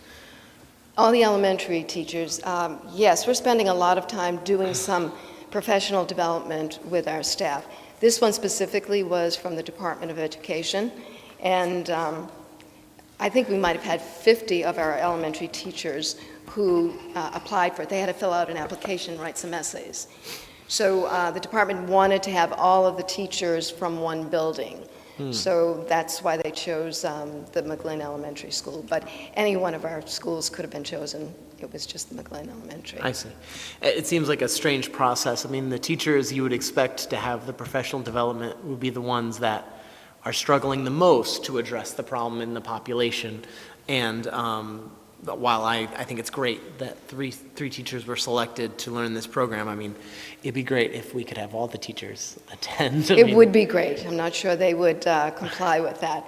But I also want to let you know that in our own Medford professional development, we are offering a series of 3 workshops that will be taking place in the fall, winter, and in the spring. One of our teachers, or actually 2 of our middle school teachers that will be providing this professional development is Jacqueline Sarasulo, who is a reading specialist in K-12. She has a master's in special education in Wilson Level 1. And Norina Abrimian, who has a CAGS in literacy and language from MGH, plus a license as a reading specialist in K-12, and a master's in secondary education. So these teachers will be providing workshops such as instruction, let me read that again, the pillars of reading, breaking down the elements of successful reading instruction, implementing phonemic awareness strategies in the classroom, as well as phonics and fluency strategies in the classroom, and vocabulary and comprehension strategies in the classroom. In addition to that, we will be attending, there's a handful of us that will be attending a workshop at Harvard Medical School. The name of the course is Dyslexia and Literacy. It will be on Friday, October 18th. And the workshop is Understanding Spelling, Orthography, and the links to reading. So there's a group of 5 or 6 of us that will be attending that as well. This Wednesday, there's a webinar that's on the science, how science should inform reading, which I will do from my office. So we're really very busy trying to make sure that we get the correct screeners, and I think that once we have our Teachers, they're doing the best they can. School has just started. They're only 18 days into it, and our kindergarten is only 13 days. So I think within the next 2 to 3 weeks, we'll be able to do some assessing. Thank you. Thank you. Mr. Russo? Thank you for this. This report was actually, I shouldn't be surprised, but it was excellent. I really appreciated that where there were deficits in the individual Yes. Screeners, you're We're on it. filling Yeah. and covering for all of those. Yeah. That made me so very happy. One question I had was, I see that the MAP product is available in Spanish, and I just realized I have no idea how we handle, have in the past, or how we are planning to handle students who are not, English isn't their primary language. So it was interesting that you asked that question because I spoke to Mr. Texera about that. We will assess our grade 1 and 2 students because it gives those students a baseline, and we'll go from there. Sort of, we would do a DRA on all students, special ed students, EL students, and our regular classroom students. Okay, Gives them a baseline. thank you. Thank you. Ms. Vandekloot? And I just wanted to ask you about the grade implementation, because on one it says K to 2. Are we doing K to 2 students in all the schools? We are doing K to 2 students in all the elementary schools, yes. In all the elementary schools? Yes. That's great. And when we, is this a one-on-one? No, because it's an online screener, you can actually put headphones on all of the students, but with kindergarten, they're little, and so we have started working with our kindergartners over at the Columbus School with Martha Coakley, and she brought in a team of people to help her. And Title I and our reading specialists and EL teachers also are being trained, so they helped. So they worked with like 4 or 5 kids. It took a little bit longer, and it's the first time. So, but the grades 1 and grade 2 will just get online and do it in one shot. In actuality, the time commitment will be shorter to do this than using the DRA, which is an individualized assessment. I think at some point, if it's possible, once they get, a little bit of practice, I think it would be great if school committee members who are available could go and watch an implementation, see what a child is doing, so. Yeah, I think that would be great. I think they'd like to see it too. Yeah. Thank you. Yeah. Thank you. Mr. Benedetto? Thank you, Mayor Burke.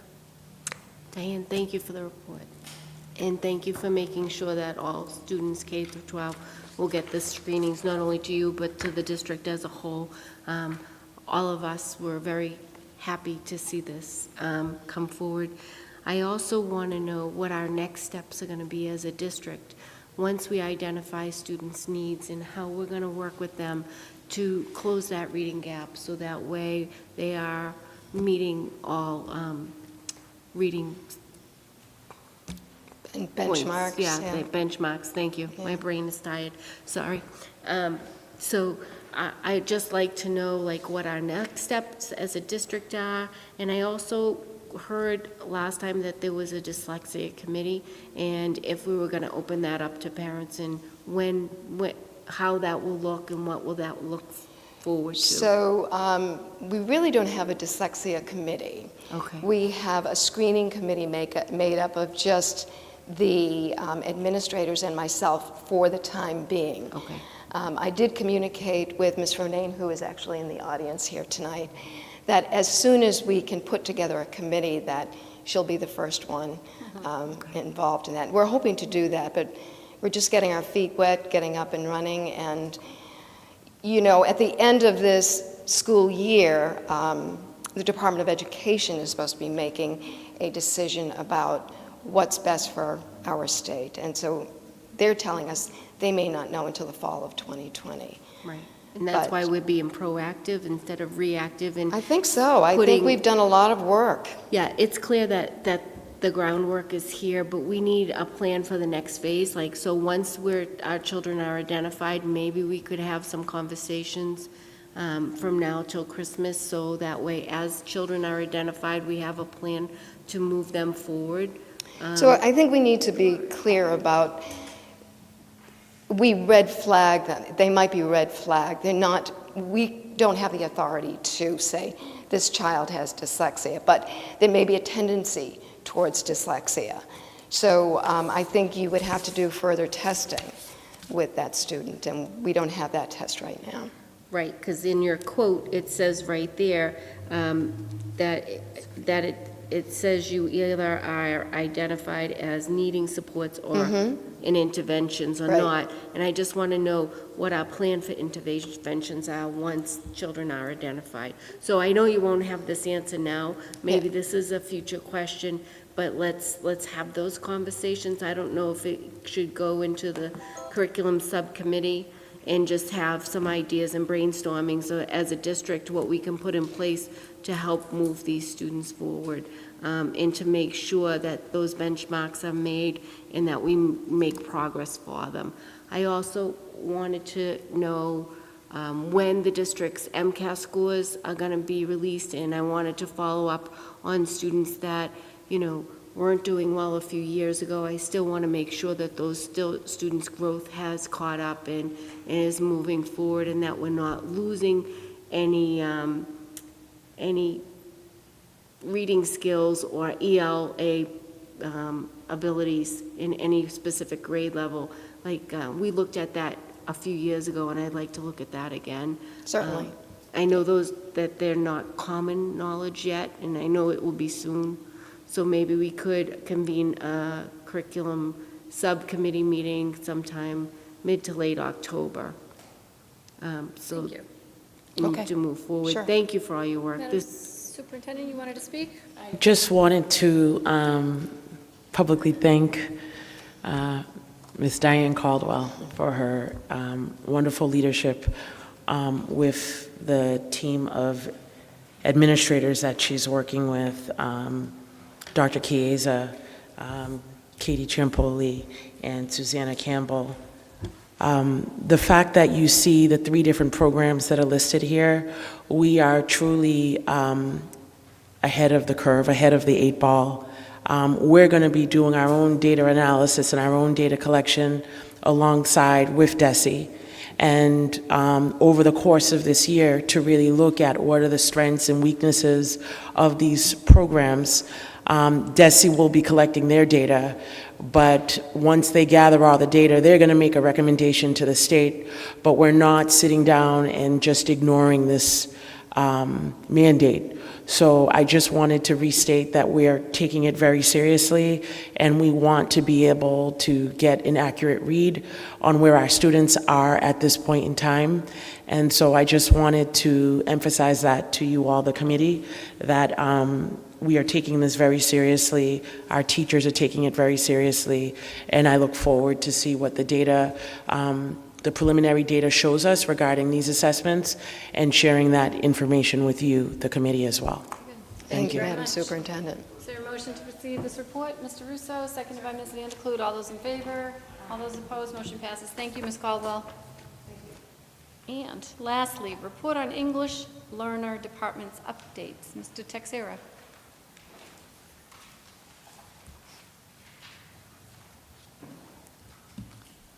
Good evening. I will be quick. It's like 9,000 degrees in here.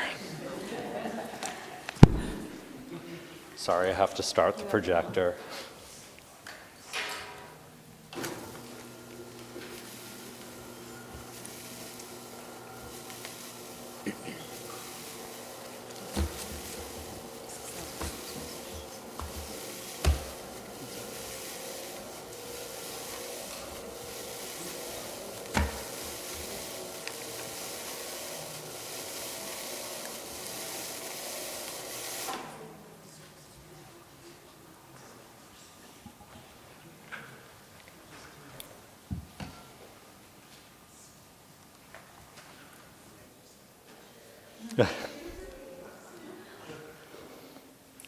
Good evening, everyone.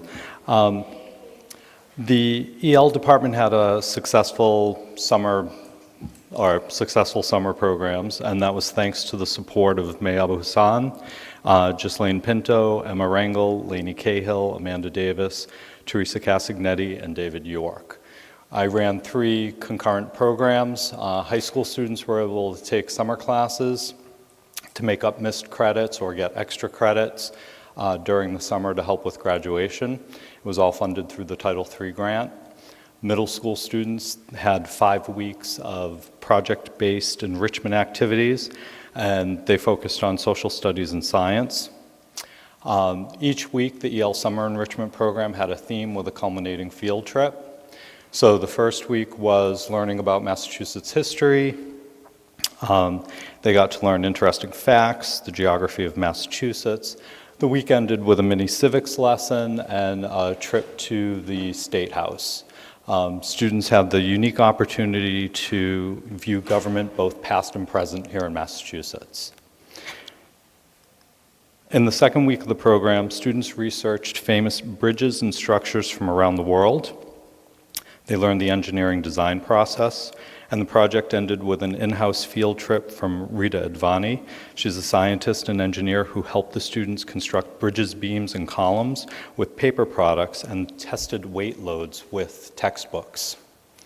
Everything was created with paper. Students designed their own bridges.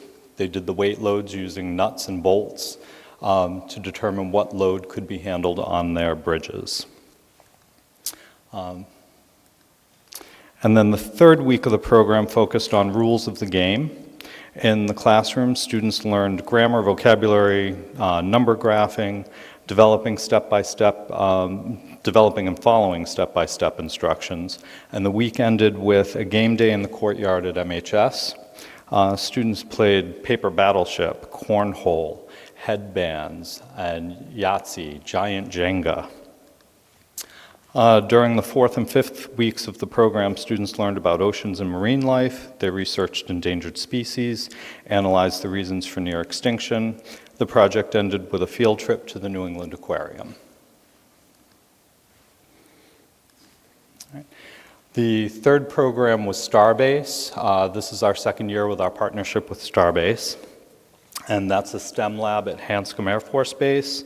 So students got to design crash test cars, and they worked in teams to choose 3 safety features to a modified matchbox. And then they crashed their car with an egg to determine which safety features would be the most effective. They got to pick the safety features. They could only use items that were available in the lab.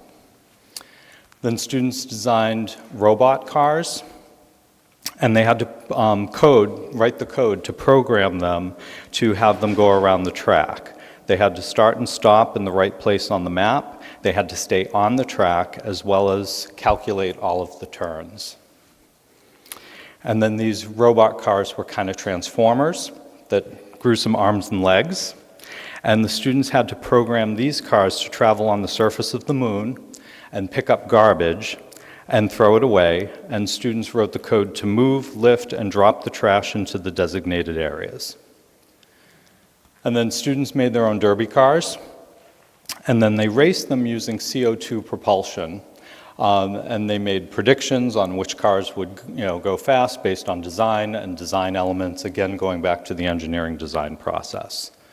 All of this was covered under the Title III grant. And then it happens at Hanscom Air Force Base. We're not, drafting students for the military, but this is where the STEM lab happens to be. And so students got to see a parade, and they also have people come in to talk about STEM careers. That's also part of the program that they get to take part in.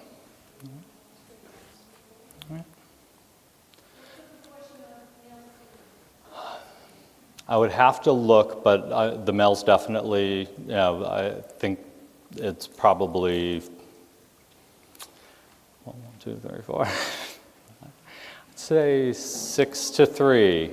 So 6 males, 3 females. Although there were 11 students in the program, so I don't know where some are right now in this picture, but I can look up the data for you. All right. Any questions on the summer programming before we move on to the next part? Okay. All right. So for the enrollment data, last January I gave a presentation on the enrollment numbers, and as I explained back then, we have a pretty fluid population. It changes from from week to week, basically. At one point in the district, at one point we had 500 English learners, and then that changes. And then, of course, in June we have our end-of-year meetings to determine placement, and that changes the numbers for the following year. I did look it up, and last year we reclassified 88 students in the district as from being English learners to being former English learners. And so that obviously brought our starting numbers down in this September because of that.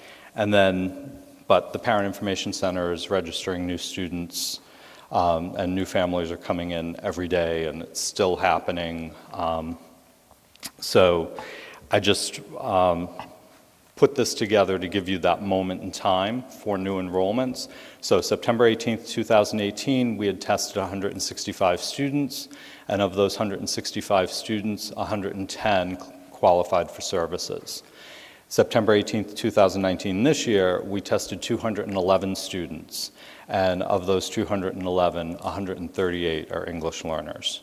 So these are our numbers for this point in time in terms of new enrollment, but this also doesn't count students who have transferred in from other districts that we have scores for. If they had taken access in their previous district, we don't test them upon intake. So the number of EL students is slightly higher than that 138 for new students.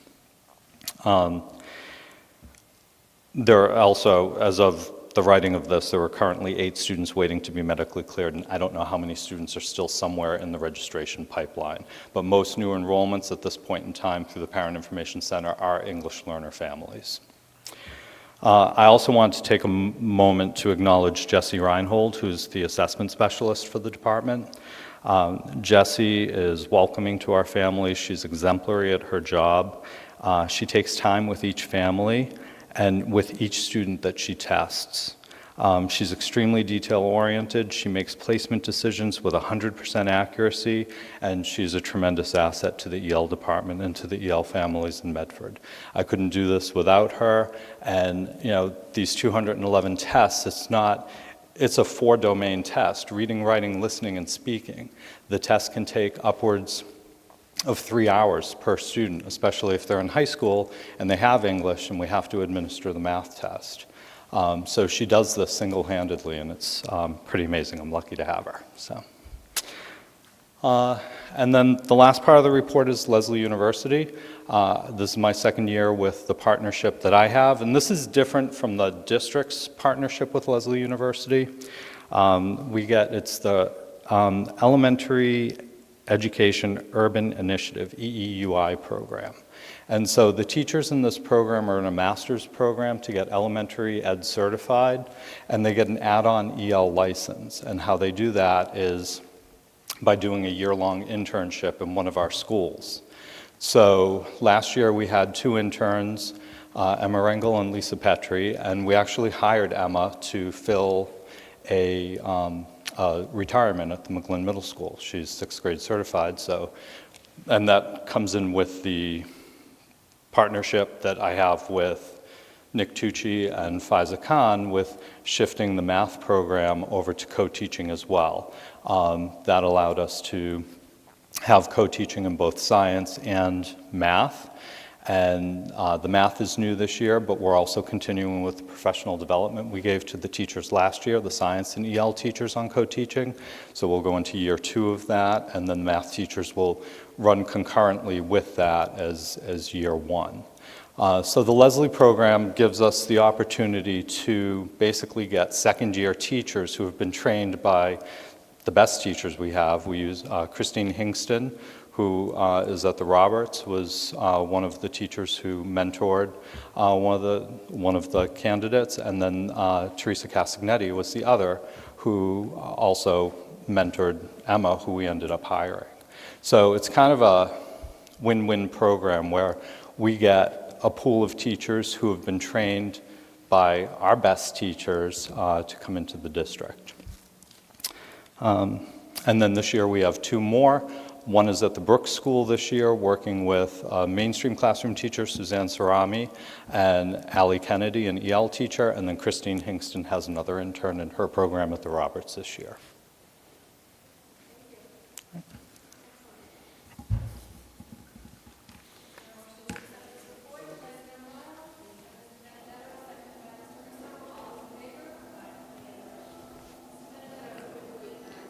That summer program, is there any way to make sure that we can offer that every year? Which one, the Starbase or the Both. enrichment? Or yes, I mean, so the biggest struggle is finding teachers to do the program, and that's again why I wanted to make sure I acknowledged everybody, because without them there wouldn't have been a summer program. It was a struggle trying to find a teacher to do the entire 5 weeks. So then that's when we kind of brainstormed and came up with the idea of doing theme weeks, and different teachers did the different weeks. And so that worked out really well, and so hopefully we can just expand on that next year. It looked like it was a lot of fun had by everybody. And I think the forward thinking of bringing in students from Leslie is a great plus for our community, because we don't have to pay them. They get experience and we get expertise to choose from when we do need to replace our retiring best teachers. Mm-hmm. Thank you. Thank you.